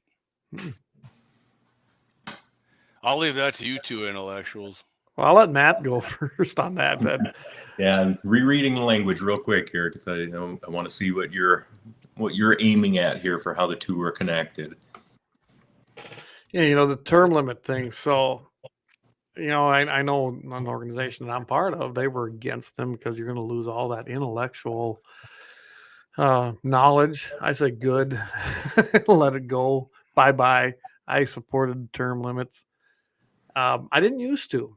I really didn't, but I did support them this time, and I will probably continue to support them because the culture we're in now leads back to what we've been talking about all night. People keep voting themselves other people's money, right? And that's never going to end if we don't have term limit. And it might not even end with them, but at least it gives us a chance, possibly. I had really bright people that are close friends that were on both sides of that argument with term limits. And I thought both of them made compelling arguments. One of them that really kind of struck a chord with me is they said, okay, we have a mechanism in place with term limits where we force people out and bring new blood in. And I said, yeah, that's the point. And then they continued and said, how much pressure do you think the barrage of lobbyists puts on new legislators versus how much do they put on very seasoned ones? So on the one hand, you're cycling out some people that, let's just call a spade. They've sold out. That's a good thing. We don't want that kind of government. But then you are bringing in new people that are green, and that pressure is not going to go away. In fact, they may not understand the tactics as well. So I don't know what the right answer is on that, other than ideally term limits. That was a good breakdown there. Actually, I've never heard it like that, but you're right. Yeah, term limits should be every election cycle. They should. But that comes back to the people. The people have to be engaged. If we're being lazy and apathetic in our voting, then we get the government we deserve. Absolutely. And that's why, the term limits has always been this, it's kind of the fourth rail, right? And I remember some comments back there. Josie was one of them that said that the easiest way to get involved is at your district level. And that falls on the people, right, Mathew? Get involved at your district, nominate them people or endorse those people in your endorsement meetings and take a stand. That's probably where that starts. Then you maybe won't get those people that get in there and they, even if they're new, and go, oh, I can take this for my campaign fund. Well, I'm not going to say who he is, but I know a guy that got elected. He did not go through the endorsement process. He had about 10 grand to spend and he spent it and he got elected. So if you can get elected with 10 grand in a small district, then why do you need to take the lobbyist money? I mean, are you that power hungry? I guess I'm not. I never have been. That's probably why I'm hard to get elected, because I don't take money from people. I don't do anything like that. And you know me, I say it how it is, right? Which rubs people wrong sometimes, and that's fine. Oh, yeah. But isn't that the kind of people we want in there, Mathew? Those that speak their mind, represent the people, and won't take the money. But that ain't who we elect. Yep. Well, and coming back to what we started the discussion on of getting involved in your districts, I know we say that a lot, but maybe it's important to just speak to the process of how you do that. I know when I was trying to get involved formally, I mean, it was a big black hole of, cloak and dagger and secrecy. Yeah. And a lot of us that have been involved now for several years and have been really trying to pull that back and encourage. But the website that you're on, the state party website, NDGOP.org, one of in the top banner there, if you pull down the thing that says about, it'll say in there, who the district chairs are. Over to your left. Yeah, the state committee. State committee? Okay. Yeah. Sorry, I should look on my screen too. That's There we small go. for you to see.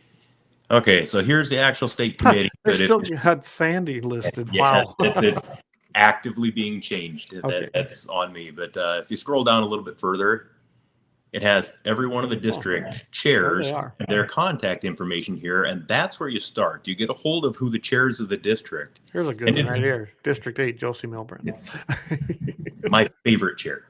And Doug Charbonneau. I know Doug from different things. So, yeah, I like Doug. Yeah. And Josie, Matt, I mean, a small amount of people can make big change, right? You just got to get active. There's no doubt about it. Yeah, I'm People don't telling you, realize that, especially in North Dakota. a lot of these reorganization meetings where you elect officers and, depending on the time in the cycle, you could be endorsing candidates for, legislative office. A lot of these are attended by, a couple dozen of people. You can show Well, up. I don't even know sometimes if it's that many. Yeah, I've seen some that were very small. In Yeah. 8 where Josie and I are, we've had several hundred. I mean, you people guys are show up. pretty active up there, but yeah. I mean, a lot of time when I started getting into it, and I was like, really, this is what's running the show here? Is this many people? Yeah. Yeah, it's very few. And, when we're looking at this, a lot of people may not know what district they're in. The North Dakota Legislative homepage, ndlegis.gov, that has a search bar where you can just type in your address and it'll tell you what district you're in. I would like to incorporate that same functionality onto this page here so people can come, put in their address, figure out what district they're in, and here's the contact information for the chair. Now you can get involved. There's no secrecy. We want people who are passionate about, minding their government and doing their civic duty. We want those people involved. There's simply too few right now. Well, I noticed one here in my district, District 31, Don Scheibel, who I have always had a problem with legislators being chairman. To me, it's counterproductive, and I saw way too many conflicts of interest the first time he was our chair. But I noticed he don't even have a phone number. He's got his email up there. So for those of you in District 31 that want his number, here it is, 701-209-0087. You know what? If you are an elected legislator and you are a district chairman, you should not be a coward, and your number should be there. There it is, 701-209-0087. Now you have it. Yeah, that just pissed me off. There's a couple on that Release don't have a your phone. energy. The vast majority do, but you're right. Not all of them are. No, and yeah, I was just kind of scrolling through some of these. I do recognize quite a few of the names on here. Some are with us, some are not, of course. But yeah. So Clay, I tell you what, we got to do one more commercial break. Matt, I'm guessing we're not going to get through all these. We got to have you back on. Yeah, part 2, right? We can go part 3 and 4 because Matt's going to be. We got 2 years, man. If not more, we'll see. I'll tell you what. Before we go to the break, I'm going to put this up here. Doug Wolf puts in there, Matt, I know you're going to do a great job, and I'm not sure if this has anything to do with you, which I know it doesn't have anything to do with you. But there is a huge elephant in the room that needs to be addressed, and that's the Ray Holmberg issue. Great reason for term limits, and why do we need North Dakota people going overboard to negotiate? So go ahead and think about that a little bit. We're going to go to break. We'll do a little bit of a longer one here, just so we got a little time here to take a quick break to do other things. Oh, we got a new sponsor back on board. When we got our sponsor back on board. So, all right, we will be right back, and then we'll come back and we'll kind of talk about that. Okay, Matt? You bet. All right.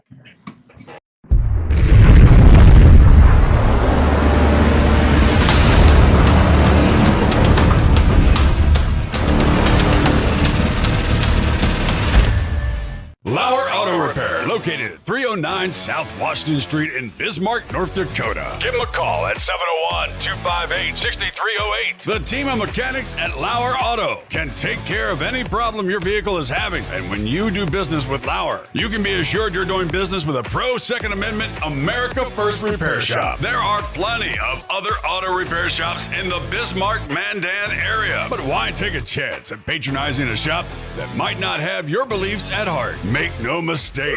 no mistake. Lauer Auto is your pro Second Amendment repair shop. When you talk to the guys at Lauer Auto, don't forget to tell them that you heard they are a sponsor of Guns and the 701 and that you appreciate their support of our pro Second Amendment, pro North Dakota live stream and podcast. That's Lauer Auto Repair, 701-258-6308. 701-258-6308. Located 309 South Washington Street in Bismarck, North Dakota. Experience the exhilaration of power in your hands at Bloodline Kinetics. Why Cerakote? Simply, it aids in firearm preservation while also giving your piece a unique look. Barrel threading, NFA laser engraving, bolt handle threading, mount, level, and bore, sight scope chamber, rebarreling, and much more. Bloodline Kinetics is meant to reflect a long American lineage in gun ownership, who stand for the Second Amendment rights, Bloodline, and the science behind gun accuracy. Kinetics. To some, it's just a constitutional right that can go away. To us, it's in our American bloodline, and we believe it should stay that way. Here at Bloodline Kinetics, we understand that hunters, sportsmen, women, and gun owners should have a quality firearm. Stop and see us at 2008 Morrison Avenue 2 in Bismarck, North Dakota, 58504, Monday through Friday, 8 a.m. to 5 p.m. Call 701-390-7997. Visit our website, bloodlinekinetics.com. Looking for the best gun gear for every and any situation? Little Angry Man Arms LLC has you covered. Top-notch guns from top-name brands like Winchester, Glock, Sig Sauer, and Ruger to essential extras from Magpul, Streamlight, Hollow, Sun Optics, and more. Little Angry Man Arms LLC have everything to make your shooting adventures a success. Visit littleangrymanarms.com today and gear up for your next big hunt, competition, or home defense. Don't miss out on our exclusive deals. Little Angry Man Arms LLC, based in Trail City, South Dakota, your ultimate hunting partner. At Horton Laser Craft, we believe in the power of personalization. Whether it's a cherished memory, a special occasion, or a unique gift, our custom laser engraving brings your vision to life. Our expert craftsmen and state-of-the-art technology ensure every piece is a work of art.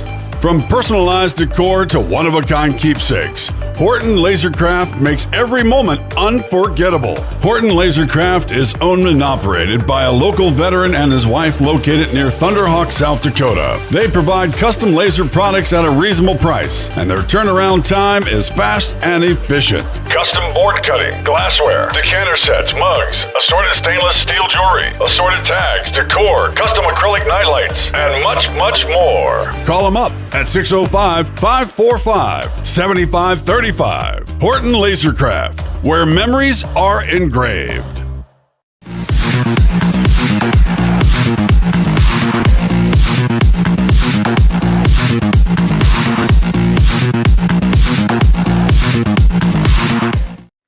All right, we are back. Again, our guest tonight is Mathew Simon, the newly elected North Dakota GOP chairman. Matt, we went on a lot of different rabbit holes tonight, but sure appreciate you coming on. So I guess we'll go back to what Doug had talked about, Ray Holmberg, and what's your take on that, Matt? And to me, I'm betting that you and I both think alike on this. Yeah, I think we need to make millstones great again. If you catch there my... we go. Yes, I agree. I agree. I will say this about it. I do believe that that was a huge black eye on the Republican Party. I do think that, you know, when you look at the term limit thing, there's a good example of why they're good. But I don't know. To me, that it goes deeper than that. And to protect a guy like that, whether you're Republican, Democrat, whoever you are, that was just not a good thing. It was a bad thing and a huge black eye. The question everybody ought to be asking is, you know, do we really believe that he was able to get away with this in isolation? Yeah, and of course not. There has got to be a group that had insulated him, that was very well aware of this. It's a very big reason why I elected to step up to a higher position, is because, frankly, that's not going to happen on my watch. Amen. You know, we can't sit back and allow this to happen and then, you know, claim to be the party of, you know, the American moral upbringing. You know, the whole thing pisses me off, to be quite frank with you. And I think that a lot of people are either sleeping at the wheel or abetting. I think there was a lot of enabling going on. Like you said, that this wasn't just one guy. He's the guy that got caught. and I think he was insulated from decades. and why, I don't know. Why would you protect somebody like that? I just, it infuriates me, especially because children are involved, Matt. That is the worst thing I think you could ever do. I really believe that. Yeah. Yeah. And we have jobs as men. Yes, we do. And let's not forget, we have the family integrity and the American moral tradition is part of our platform. I mean, I'm not going to, if you want to read it, fine, but that alone should tell you enough. And that was completely a slap in the face to that party platform item, wasn't it? Yeah, absolutely. I mean, yeah. So I hope that answered your question, Doug, because Matt, I do believe you 100%. You are a man's man, and I know this will not happen on your watch if you can at all help it. Got an alpha running it now, baby. Hell yeah. We're proud to have you in there, Matt. Absolutely. We are. Absolutely. So, Matt, you want a fun question instead of all this serious stuff? Yeah, shoot. I got two of them for you. Number one, what'd you draw for your deer tag? I am having a tag soup again. Are you? Oh, shit. I didn't even get the tag to put in the soup. This is 4 straight years where I'm being told there aren't enough deer for me to go. I'm dodging them on the road. I'm chasing them out of my garden. You know what I think it is? I think it's a conspiracy. They look at the last few times I drew and they're like, that dude shot a deer every time he got a tag. He's going to decimate the population. We can't allow him to draw anymore. Gotta stop him, man. It's just a nod to my marksmanship. Hey, what unit are you applying in? I'm out in the Badlands, but I'm putting a second in just northeast of Bismarck. Matt, go chase some whitetail around. And this will make some people mad, but you always have an invitation on my place. That's 3F2. There's going to be extra tags in 3F2. I can promise. Probably buck tags, really, too. Even if you're, I mean, are you a meat hunter, Matt, or do you give a shit? You just want to? I've got lots of kids to feed, and I took a voluntary position as chair of the Republican Party in the state. Yeah. So. That's right. That's not a paid position like a lot of states. No, I don't think a lot of people understand that. I mean, I'm out fundraising to try and benefit candidates to, enhance our party. I do have some paid staff, but I'm volunteering my time. Yeah. Hey, getting back to the deer thing, though, I don't know if your kids get the youth tag. Jamie came down with his daughter last year, and I mean, we were done within the first half hour? Yeah, 30 minutes maybe. So you got my number, man. Just you always, you're a friend, so you've always got a place to hunt down here. So number two, I know you didn't get a tag, but what's your favorite? Not just your deer rifle, or what? I mean, overall, the guns. What's your favorite rifle? What you got there? Favorite rifle and caliber? What are you in the ATF? I mean, I wish I'd make a lot more money than I do in my regular job, but we'd all be better off for it. Trust me. All right, I got a FUD answer for you. I've got a lot of modern sport rifles. I'm going to accuse of turning into a FUD, but go ahead. I've got precision rifles. I've got all makes and models of different handguns. Mm-hmm. But my favorite rifle is the one that my dad had his high school friend who was a gunsmith build for me when I first turned 12 years old. And it's an old, hybrid Ruger, and God knows what else went into it. It's a 30-06. And I've used that to deer hunt all the way up through, the last time that I drew a tag.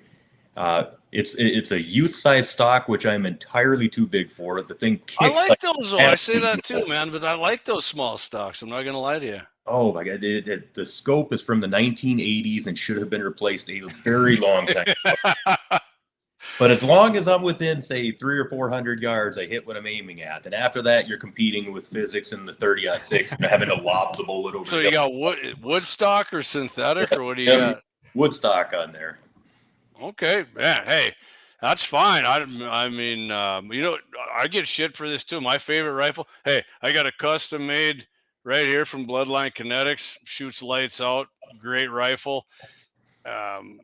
Inherited rifles, the ones I bought, and then some I built. My favorite rifle is freaking Ruger American Gen 1, the Ranch. I mean, the short. I don't know why, but it's got like you say too. It's got the shorter stock, real tiny. And I got freaking ape arms, man. Don't kid yourself. But yeah, I love shooting that thing, and I'm deadly with it. And if it's a money shot, like your life depends on it, I'm grabbing that gun, and that's what I'm taking out and putting it on the line with. It's amazing how precise those Ruger Americans are given their price point. That is a steal. Like a lot of people, the good old days, I'm like, wow, man, when you're CNC machining stuff and you can replicate shit, because I work at a place where we have CNC machines. I mean, it's amazing how you can, the consistency, right? You don't, what makes you good or makes something good is consistency, not, I'm the best. Okay, you may be, but that's because you're consistently good. And CNC machining makes shit so that goes with motors and everything. You and Clay are motor guys and our sponsor. Remember how motors used to burn oil? That's not even a thing anymore because the machining is so freaking precise. Nothing gets freaking. I mean, you go 200,000 miles and you're like, wow, I'm not a drop low at 200,000 miles. Yeah. Once upon a time, if you hit 100,000 miles in an engine, that was one. Oh God, even before that, man. I mean, I had old shit, old Chevys and yeah. But yeah, you're right, man. I mean, the Rugers, even they all got their cheap stuff now, but they make their barrel making so good. I mean, they don't look the best, really, right? But I mean, you want something pretty, you go, like I said, to Bloodline Kinetics and have them build you one. Get that nice Cerakote on there, and Corey says Ruger 1022 all day. Got one of those right on the other side of this wall. I got a few of them. I kind of had an obsession with those for a while. I ended up with a collection of those alone. So. I have definitely put more rounds down range from a Ruger 1022 than anything else I own because I grew up in very, very rural northwestern Colorado, and there wasn't anything to do. So I started going to the range with my dad when I was 5, and it didn't stay on the Ruger 1022 that long, but that was the most fun one to shoot when you're a little kid. Recoil. I mean, even to this day, man, they're pretty fun. Oh, they're still fun, yeah. Yeah, you got to get the big mag. I mean, you got to have that. I remember going out one time when I was about 18. My dad and I went out to the range together, and I was feeling like, I'm getting to be a pretty good marksman here. And the dad watched this, and I took out a Marlboro, and I put it out there, and I split it in half with that Ruger 1022. And I'm feeling like I'm took the old man down. He lit one and put it out and took off the cherry off of his cigarette. Damn, I like that. Well done, old man. Well played. Absolutely. That's I do know that Corey is good with it because down in Florida you can hunt 24/7 on hogs, and let's just say that his 22 is accurate even with the one-eyed hound. So shooting 22s is fun. It's no doubt about it. Took my daughters out Father's Day out to my dad's place and we did it, and I mean it eventually got to the Ruger Ranch, right? And we were shooting the 223, but the majority of rounds were through the 22s, and that's great. And the handguns, too. Do you know what the number one caliber that's still sold today in the United States? 22 rimfire. Yep. Even when I worked for the NRA, it was the number one firearm that we sold the most of. It just was at our banquets, surprisingly. But having said that, I got to say this: the number one center fire. God's cartridge 223. By far and away. By far and away, hey, baby. You've got a bloodline. I have a genuine JD Breck AR-15. You do, and I told you that. Hey, I didn't machine everything, but I did hand put that thing together, and that's put your life on that one, Clayton. Well, I plan to use that this year. No problems. Yeah, I'm gonna have some fun with it. Doug says, "How do you feel about Colorado now, Matt?" Yeah, it's a disaster what happened to that state. It's kind of like California. It's a beautiful state. The weather's amazing. The hunting was great, and we just had such a massive influx, mostly from California, in about early to mid '90s. I don't even recognize that state anymore. It's gone so far left. Yeah, and I tell you what, I won a skiing trip there. I think it was 2002 from Applebee's. Actually, I went in there drinking, and they're like, "Hey, win a skiing trip to Steamboat Springs." And I'm like, "Yeah, shit, I'll win this." Sure, shit, I did. Close to my buddy and I went there, and Colorado is probably the most beautiful state I've ever seen. It's a beautiful state, absolutely. And when we went into Steamboat. I mean, my buddy and I brought along. We were not into politics like we are now. But I'm like, he's like, "What's wrong with these people here? They're weird." And I said, "Bri, they're freaking leftists. That's what's weird about them. They're freaking." I said, "Don't even bring up politics here. We're in a minority. I promise you." We used to play Steamboat Springs in football growing up. I grew up very close to there. What was your position? I was a lineman. D or O? We're both. I played both. It was a pretty small school. I remember distinctly one time, came down to, we knew they were going to do an onside kick, and I got the motivating speech, from the coach, and he grabs me like this, and he says, "Now, Matt," he said, "if the ball comes near you," I'm like, "Yes, coach." He says, "Get the hell away from it. You got the worst hands I've ever seen."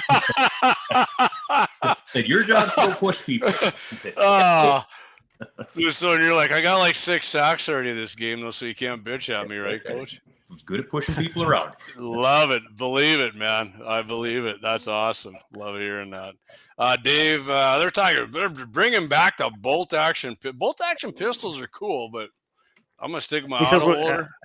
He said we need to bring back the bolt action. I said Thompson Center, and I forgot. Yeah, that's a break action, not a bolt action. But yeah. Yeah, cool Ruger, guns. if I remember right, Ruger makes it the Charger, and I think that's a 22. It is a 1022, just shrunk up. I do know people who have it, and they rave about it. They say it's awesome. Put a can on it and bring back the bolt action shotgun. I used to have. I love bolt action shotguns. You ever shot one, Matt? No. I'm not kidding. You get the bolt action, like the old ass ones with detachable mags. I'm like, this thing looks like. I mean, it's some Road Warrior looking shit, man. Yeah, it is. And we get this short barreled shit out of the NFA. You can just take the hacksaw to it and make your own freaking bolt action Road Warrior pistol. Yeah, make that make sense to me. Yeah. Even the parliamentarian, from everything I'm seeing, they're not. I mean, and she's a big Democrat. Thune can get rid of her. He should, but. Another story, but they haven't said a word about that. So as of right now, it looks like everything's going good. Getting the cans off of there, the short-barreled rifles, the short-barreled shotguns. Everything's looking good for us right now. It's going to go back to the house. I have no concerns. If that stays there and goes back to the house, we're money. Yeah, too many people watch too many John Wick movies and have never shot a gun. 100%. People walking in a mall just going, "Pew, pew, pew." Yeah, it doesn't work like that. Well, and you got to remember too, we had so many people out there that were they were actually against the bill. So the big beautiful bill, setting that aside, it's more than likely going to pass in one form, right? I mean, there's nothing you can stop it. There's bad things in this it. This week, Trump told no vacation, stay your ass here. Yeah. So if we can get the NFA stuff in there, and we're not getting everything because it's a reconciliation bill. We went over this last weekend. You can only do certain things because it's basically a 50 vote threshold with the vice president breaking a tie. I mean, that's your threshold. So it's got to be finance, essentially. And JD Vance is a big AR-15 fan. So, but if we can get that $200 eliminated and get some of those other things, I'm okay still with having to do the background check if I can walk in there and walk out the same day with it. We'll work on the rest of it as we can. Same day, shit. Yeah, you're walking out. I mean, minutes later. Yeah, right. That's what I'm getting at. So, if it's gonna pass, we might as well have it in there, right? So, Matt, what's your opinion? A lot of people are like, "Hey, if you're not getting rid of the NFA, screw it. We're not accepting it, man. We got to take our wins, man. I mean, this is. If you disagree with it, that's fine. I mean, you're the man, you're the chairman here, but I'm just telling you, we got to take our freaking wins. Instead of right, and it's a big win if we get it. This is like almost 100-year-old thing, and this is our biggest change in 90+ years. If we don't get it now, man, I don't know when it's going to happen again. It won't, if ever, really, and it shouldn't. I mean, we should get rid of this shit. From a personal philosophy standpoint, I want to see people be bold and go for the throat. But the reason that the Democrats have had so much more success in these major societal changes than we have is because they understand the power of incrementalism. Sometimes you're absolutely right, Jamie. You got to take a few wins and try and use those to snowball up and get some steam and then get a bigger win. I mean, with our constitutional carry and stand your ground laws that we have now, that didn't all come in one legislature. Yeah, this started back in the late 80s, early 90s, man. Yeah. And I would love to see it just the NFA completely gone. Right. I would too. It's probably not practical. Hear me out on this, Matt. I think one of the reasons the Democrat, we know it, everybody. The reason they freaking absolutely hate Trump so freaking bad is because he's using their own tactics on him, and they can't. But he's doing it better than they ever thought they could, and they can't handle that. I think Trump freaking right. He was a New York Democrat. He understands that. Trump's a kneecapper, Yes. man. He don't mess around. He uses their own. He's like, you guys want to do that? Like, so they're saying like the executive orders, right? How many times did we watch it when Biden got in? And they're like, he did this many more than Bush, and this Reagan did this many. He did, and Trump's like, okay, you did it. I'm gonna come in and just like drop about 500 of these on you and see how you like it. Well, Right. my hope would be that by him being so aggressive with those, that it would be mutually assured destruction, and we can all start backing off on this going I forward. wish they couldn't do it actually, but Yeah, it's too akin to me to the executive branch writing law. right. I agree with you. I'm not 100%, but that's what I'm saying. He came out and did it that night. He got elected. The party, he was out there signing them. He just like rubbing it in their nose. He's like, "You guys want to do this shit? I'm going to show you. Okay, I'm going to do it on a scale that you've never seen and see how you like it." Yeah. Right. And now they're going ape shit with their no brains rallies. Yeah, I said that right. No brains rallies. And now they're going to disgrace the United States of America and pull that shit off on Independence Day. Yeah, well, the last one that they held was actually during our roundup that I was elected at. So, we were in the building trying to conduct business, and, Yep. standing out on the street behind us trying to. He didn't Make have a any bunch of window noise till they lickers got trying to bored. look in there on you. Yeah, no, didn't. Hey, I'll give Charles something. Charles went out there waving his flag, and he didn't show any backing down. So I got to tip my hat to him going out there and confronting them guys. We got to hit this comment from Brian here, a brother man on MBEO. As things wind down, let me say that I'm excited to see the future of the party. Matt, I think you're the right man for the job. Now kick the assets that need kicked. And Amen. Brian, I'll tell you what, Matt will do that. Matt will do that. Matt's awesome. Matt's a man of his word. Trust me, he's a stand-up guy. And Matt, anytime you want to come on, if you got something you think that needs to be said, just because Let us know. Wednesday is a regularly scheduled one, but we will definitely open up any special session you want to call us back for. We can. We definitely do special episodes. There's no doubt about that. Well, I mean, we actually want to start doing more. You know, Leon, you know LF, right? Leon Francis. Yep. Leon. Well, we were trying to get him on. Well, he definitely wants to get on board, but I mean, everything's going ape shit in Enderlin after the tornado. But we'll get him going here. And, Leon says when he gets his place all squared away, probably the end of the summer here, he's definitely in on that. So, like Todd, the radio god, said, we're going to end up with the Guns in the 701 network. We're going to have another guy coming on. Yeah, a different show. yeah. I mean, fundraising gets good. We're always up for a little sponsorship by the NDGOP. There you go. There you go. Yeah. Well, there's a way to help that occur. To drive people to sign up and become members of the party at the NDGOP. There we go. So We can do we that. have resources too. You know what else we can do? I've always wanted to do this, and it hasn't ever come to fruition. I mean, with us, do like a fundraising shoot, right? I mean, is there something that blocks us from doing that with any legalities or not? No, I'm sure I'd have to ask a lot of people, but Do sounds that. like a good time. Do that. Let's do it. Let's put that together. There probably isn't, especially since we did pass some different legislation for gun raffles. I imagine it's okay to do something like that too. So I'm going to do this then for you here. Right here. If you want to join, there it is. It's shared, right? Yeah. Go to the NDGOP .gov.org. .org. Yep. And then hit the join now. And this is what it'll take you to. So it's pretty simple to do. You just hit that join now and you're good to go. I would consider that a personal favor for anybody that was willing to do that as a vote of confidence and trust in me, and we'll do great things together. And you can even make this a yearly gift. So if you want to do your $50 membership, make it a yearly gift, especially with Matt in there the next 2 years, that it's going to be spent well. And then you can talk about the priorities and things, give your information, but I encourage you to do it. I've been a member for quite a few years already. Well, listen, So there you go. if you watch the show and you know Clay and I and you don't know Matt, Clay and I are 100% behind Matt. Matt's an awesome guy. He's a great American. He's a great Republican. He's a conservative. I mean, we got a great guy running it. We got a great guy in charge of the NDGOP right now. Dave Fettig right here. I'm feeling pretty good about our new chairman. He doesn't seem like the greasy snake. like former, and I'm not gonna put Sandy in her. Sandy was awesome. I'm not putting her in any. We did have some greasy snakes, but Sandy was not one of them. Matt, 100%. And I can tell you right now, knowing Matt, and I haven't known him forever, but I've known you a while, Matt. He's a stand-up guy. He's got a lot of knowledge. He's no bullshit guy, man. He's like Trump. Yep. And if he says it, it's gonna with happen. better hair.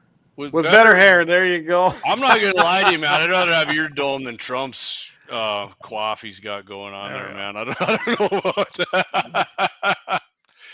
I cover up mine up with a little Angry Man Arms cap tonight. So see, perfect. We gotta hit them spots. I got a couple more. Clay and I always talk about the 1,000,000 guns a month. We're at 70 months. I don't know how it's going to go in June. That'll be coming out soon.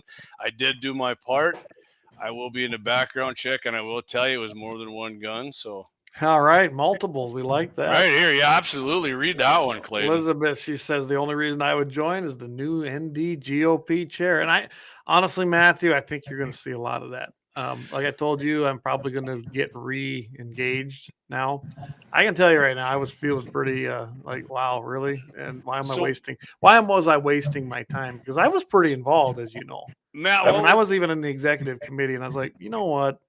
I got a lot of things I need to be doing other than this. And I kind of gave up on it, but I'm probably back. Matt, what would you say to people? I don't want to give money that it's going to go to the rhinos, and that's bullshit. I'm not giving any money to NDGOP. I'm a member. I'm always going to be a member. I mean, the worst of our worst is probably the best, far better than the best of anybody on the left. But talk to people who are, this is kind of the thing the NRA went through until they got new leadership, right? So we'll give you the somebody's like, I'm not joining NDGOP. I don't want my money going to rhinos. You're not a rhino, 100%. You're not. Tell people why they should get on board with you. Yeah, well, it has to be a two-pronged attack that people have to do. One is that, if you aren't a member, if you don't support the organization, I can't succeed without you.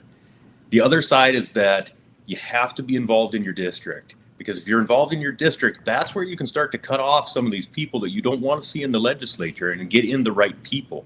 And then the funds that we're able to raise at NDGOP can be used to help support these people that you're electing at the grassroots level.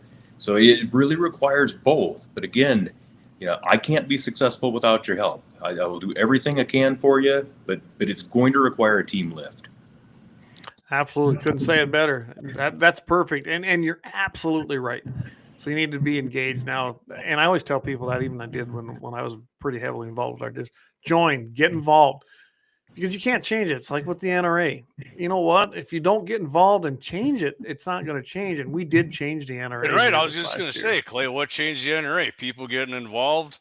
They got tired of the bullshit and they got involved. And the NRA is, in my lifetime, probably back to the, when Uncle, in the early 80s, maybe. Yeah. When Uncle Wayne was still kicking ass for everybody. But I can tell you right now and I know several of them board members now, Craig Haggard, I know Jason Wilson. I know several of these people on there now. And I'm telling you right now, the new board that came in, the ones for change, they're making a hell of a change, honestly. I've had a lot of conversations in the last 6 months with some of these guys. I have high hopes for what you're going to see at the NRA. I really do. That's just like I do at the NDGOP right now.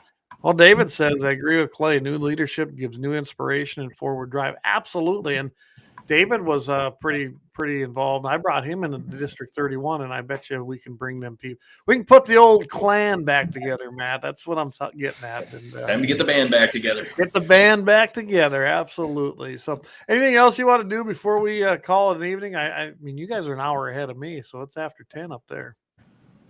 Yeah, Clay's he's still on snack time, man. He's got a little Betty snack he's got to get. Anything you want to leave everybody with tonight? Yeah, it doesn't start at the top. It starts at the bottom, and it takes everybody lifting. We all roll in the same direction. We can make amazing things happen, but it's going to take all of us. We're citizens. We need to be engaged citizens. I'll work with anybody who comes and tries to work with me in good faith, and let's move this thing forward. Absolutely. Right on, Matt. And I'll tell you, I'm not trying to extend anything here, but because we got the rift, right? We got and I mean, I know it. I know Republicans who aren't hard. They're not as far right as me. And I mean, I would say you and Clay are probably even a little farther right than me. I mean, right? But I mean, we got a little rift in the party. The Democrats got the same shit going. This isn't a Republican thing, man. I mean, is there any way you think? I mean, we're never going to get everybody to agree on everything, right, Matt? Yeah. But I mean, is there a plan to try and get because I mean, we got the power players here on the, let's just for a betterment of a word, establishment, and you're coming in, let's just say you're the new wave, the conservatives. I mean, is there any way you got a plan? Are you guys going to get a meet together and everybody brings 2x4s with nails through them or something? And I'm kidding, but I mean, you got to. What's your plan to, for lack of a better term, unite the party? Hey, unite the clans. Yeah. Bring them all together, William. Freedom. One of the reasons that Trump has been such a successful coalition builder is because he likes to win. I think that's how you bring people back together. I mean, the human condition is that we're always going to fracture and factionalize. There's no getting around that. Yep. But if you show people that you have the ability to win, everybody wants to be on a winning team. I think that's the way that you address some of the divide. There's always going to be a divide, but it doesn't need to be debilitating, and it doesn't need to be as stark as it is right now. So let's find some things that 80% of us can agree on that are achievable, and let's knock them out. If people rally behind winners, I'm going to be a winner. Absolutely, and that's right. That's awesome. And you've proven that because you won. You won the chairmanship against really all the odds against you. That was the truth. Yep. So again, congratulations, Mathew. I'm happy. I'm very proud to call you my friend. I'm proud that you're our chairman, and I'm ready to follow you because you're right. It takes people to get involved. One more thing on a kind of a jokey note, but not, and I don't expect you to respond to it right away, but you guys are supposed to open at 8:00, and there's never anybody there anymore, man. Yep. So during the transition, the headquarters building is going to be closed for a bit. All right. Most of the staff are on contract, and a lot of those contracts expired at the time of the election. So I'm staffing up right now. It's going to take a little bit, but I want to make sure to have a good team so we can be effective. And then doors are going to be back open, and we'll get to running again. I'm sure I can handle your press conferences. That'd be fun, wouldn't it? Love it. So, what do you think the new chairman wants to do, Clay? Why don't you go pound sand? She's handled, right? All right. Well, Matt, I think we're going to have you out again. And like Jamie said, anytime you want, need, or you need to get something out, we'll go live. It will make it work. But we'd love to have you back. And I think we got a lot of things we can talk about. Hey, I'm going to throw this out there. When Clay's on Friday with Mitchell in the morning at some point, I think it'd be great if all three of you guys are on there, actually. That'd be a lot of fun, wouldn't it? Yeah. Well, I bet you we can make that happen. Heck, maybe I'll have to give you a little shout out on there. I can usually slip something in there with Todd. Mm-hmm. But I want to remind everybody that's the next show, isn't it? July 2nd? July 2nd, baby. The All-American Outdoor Show, Clay. Governor Armstrong, Scott Bachmeyer from Dakota Prairie Outdoors, Clayton, myself. That's probably going to be a 2-hour show. Now you're going to be watching, aren't you? Even if you're camping somewhere, you got some phone service you can watch that on. Yep, I'll still be around. And I'm telling you, we're going to talk guns and shooting and hunting. We usually don't do too many politics with that kind of show because we're just out. I'm going to be like, Kelly, man, you were on the show and I didn't get a buck tag. What's up, dog? Get on Jeb over there, right? Anyway, I know Jeb too. So Kelly stiffed me and Jeb. I got nothing. I got a doe tag, but.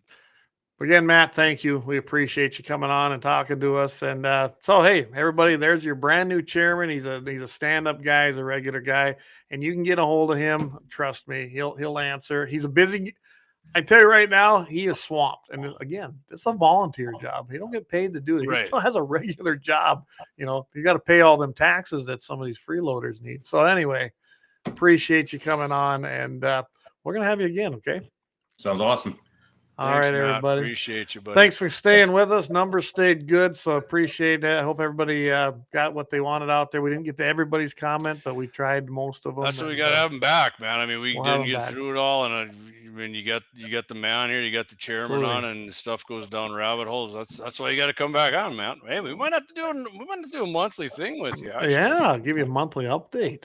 Yeah, I'm game. All right, brother. Sounds good.